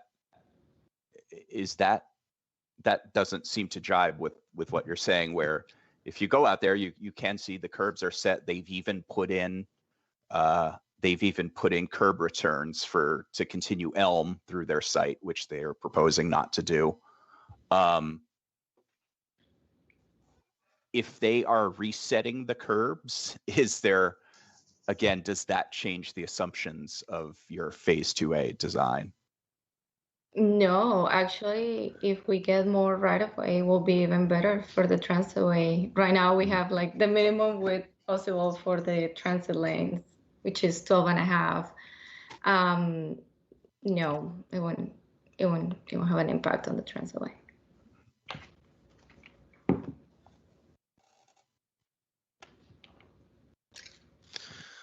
All right, great. Any other final questions or comments from commissioners? I'm not seeing any other hands raised. Commissioner Muradovic.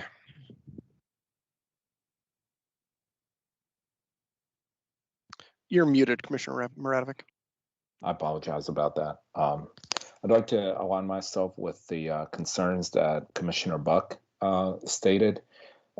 Basically, there's already a lot of demand for transit via scooters and bicycles, and keeping in mind how things will be developed in the future with the Penn Place development, but also with hopefully what will happen with the new Long Bridge, where we'll have a new way to bike into DC. This important street will become even more important. And I think like Penn Place has 346 internal bike parking spots. Like there's going to need to be a way for those people to get to that building to get to work at the Amazon headquarters, because a big part of the debate with Amazon is like, hey, we're going to have people biking in, we're going to have people taking the bus in, but we need to have the infrastructure to facilitate that. So I understand like that it's a narrow street, and I wish I could like jump in and provide a solution. But I mean, I just hope that you all will do everything possible to to integrate more bicycle transit. That's not just a Shero. Thank you. Thank you, Commissioner Muradovic. I do want to just echo that. I agree with Commissioner Buck. There is a strong need for a dedicated bike facility on the sort of portion 2A and 2B portions of 12th Street.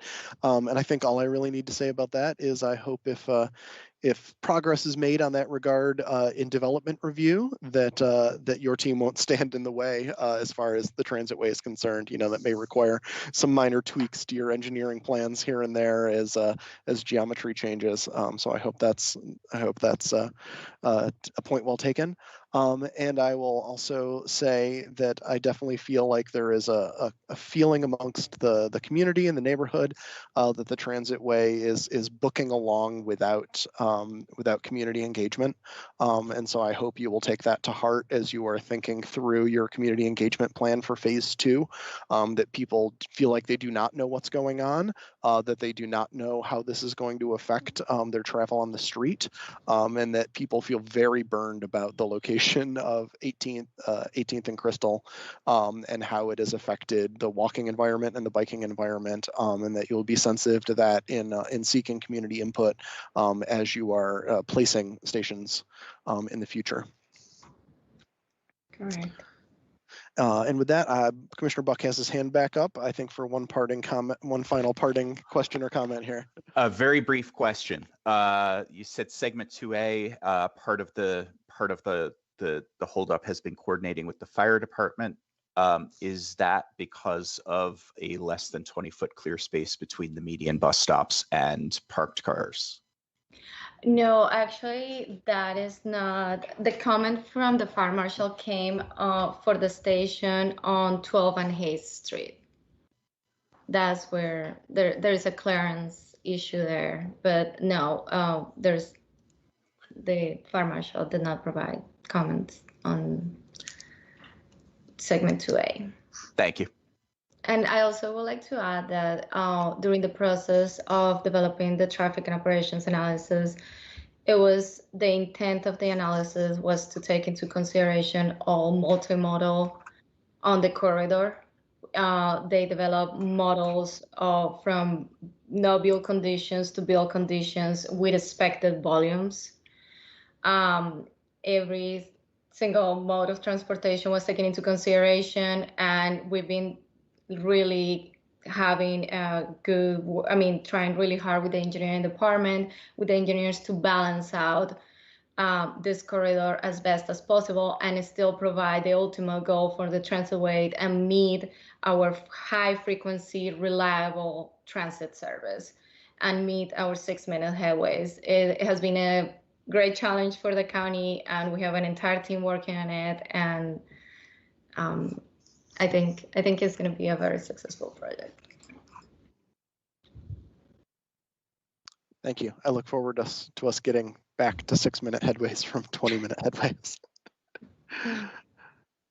Anyone else for the good of the order? No? All right. Thank you very much for the presentation. I think it's been a great discussion, and I really appreciate the update. Thank you. Thank you very much. Thank you. Okay, we're ready for the final agenda item for the evening, and it is an information item regarding fiscal year 2021 USDOT RAISE grant. It's a notice of funding opportunity, and we have Richard Russman here to present. Thank you. Good evening, commissioners. Can everyone hear and see me? Yes. Excellent. I do not have a PowerPoint this evening. You should have received a short one-page memo from me in the distribution packet, which I'll be working from this evening. As many know, on April 13th, USDOT released a notice of funding opportunity for the 2021 Rebuilding American Infrastructure with Sustainability and Equity grant program, also known as RAISE. This is the next generation of Tiger Build and Infra grants.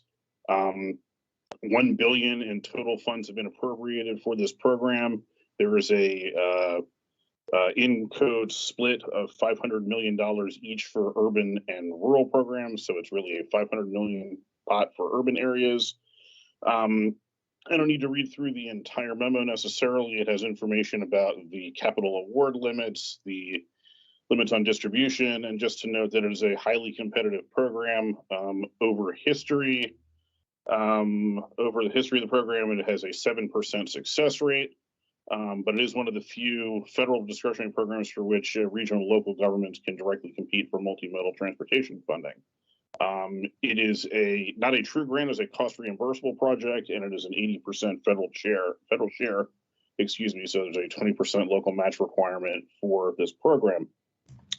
The primary selection criteria have not changed from previous solicitations. Those are listed in the third full paragraph of the memo. However, this cycle, there is also a increased secondary focus on climate change impacts, environmental justice, resiliency, and advancing racial equity, and applications must clearly demonstrate consideration of those factors. A robust benefit cost analysis, or BCA, is required for each application, and these applications are due to USDOT on July 12th. Staff is currently considering 2 projects in the adopted CIP that could potentially compete in the national funding pool for RAISE grants. The first is the Arlington National Cemetery Wall Trail along routes 110 and 27 connecting Memorial Drive to Columbia Pike. And the second is the Ballston Metro Rail Station West entrance located at Fairfax Drive and North Vermont Street. I'm assuming a base level of knowledge of both these projects. However, I know we've had some turnover on the commission, so if any commissioner needs additional little bit of detail on either one of these projects, I'm happy to provide that. Given the timeline and the level of effort to complete these RAISE grant applications, we are coming now before the Transportation Commission to request concurrence. It's not a formal action item, but we are asking for just a sign from the commissioners that it makes sense to go ahead and pursue these efforts. To meet the July 12th deadline, we will need to come back to the commission for an action item at the June 3rd meeting in order to get a resolution of support from the county board at their June meeting, because the board's July meeting is after the submittal deadline. With that, let me stop and open it up to any questions from commissioners. Great, thank you very much. I appreciate you coming here. I think I just have one quick question, which is, I assume by bringing these forward, staff feels that these projects have a chance at being competitive for the grant? We do. That's why we're coming forward with them. I will say that given the grant awards and the fact that anything on this where you're submitting more than one application, you're essentially competing against yourself. We are looking at both right now. That doesn't necessarily mean that both will go forward. There's still a lot of internal deliberation to go before we decide what we're going to package and bring before the board. Great. Yeah, I mean, I fully support both of those projects. Happy to see them get grant funded. Think it's very reasonable to spend the time doing the BCA on either of them. And I put my trust entirely in staff on deciding if they think one of them has a much better shot at getting a grant, and therefore it makes more sense to spend precious staff time on just one BCA in order to make it the best possible BCA. That is completely and utterly reasonable. Do any other commissioners have questions or comments or differ from myself on my read on this situation? Commissioner Brose. No, actually, I'm just going to echo. I think those are both great projects to go forward on. I think I've said before, I think those are things that will benefit the community in so many ways. So thank you for suggesting those two.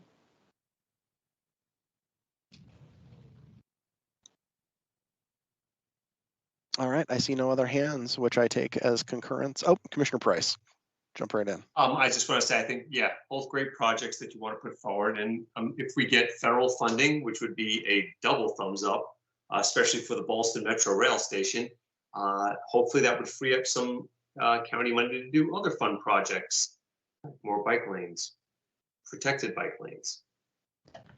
That one's for Mr. Slatt. A man after my own heart. Anyone else?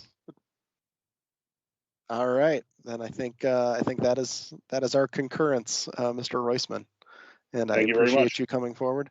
I don't suppose you can say, has the county been coordinating with our congressional delegation on the potential earmarks that are part of this potential federal transportation gobbledygook? My understanding is most of that work is being done through the county manager's office, so I can't comment on it directly. Okay. Work's being done somewhere. All right, great. Thank you very much, Mr. Roisman. Certainly, thank you. All righty, that concludes our agenda items, and now we're on to other business. I do not have any, except that I would like to remind everyone that our next Transportation Commission meeting is June 3rd at 7 p.m. Great, thank you very much. I will, I think remind is the right word of the commission. There are currently 2 openings on the commission. So if you know people you think would be fantastic to sit in here in virtual space with us and talk about transportation, please encourage them to apply or send their names my way. We've had a little bit of interest, which I'll be following up with. But it's always good to get different perspectives and new blood. And so the more choices and people we can explore with, the better. And also that we have an opening on the Advisory Committee on Transportation Choices. I think that's the right ACTC. So if anybody is super interested in the intersection of transportation and schools, it is less than monthly commitment, which is, always great. Please don't hesitate to let me know. Other than that, I have nothing else. Do any other commissioners have anything they want to surface from their liaison duties or anything else for the good of the commission? The only other thing I will leave you with is I believe the county is trying to get a jump start on finalizing their legislative priorities for 2022. So if you have thoughts on things that the General Assembly could do to improve transportation in the Commonwealth and specifically in Arlington, now is the time to start percolating those for discussion. Please don't hesitate to reach out to me, and if there is sufficient interest, we can put that on the agenda sometime between now and early July. And unless there's anything else, I see no hands. I will declare us adjourned and see you in a month. Have a good one. Thank you. Thank you. Thanks, everyone.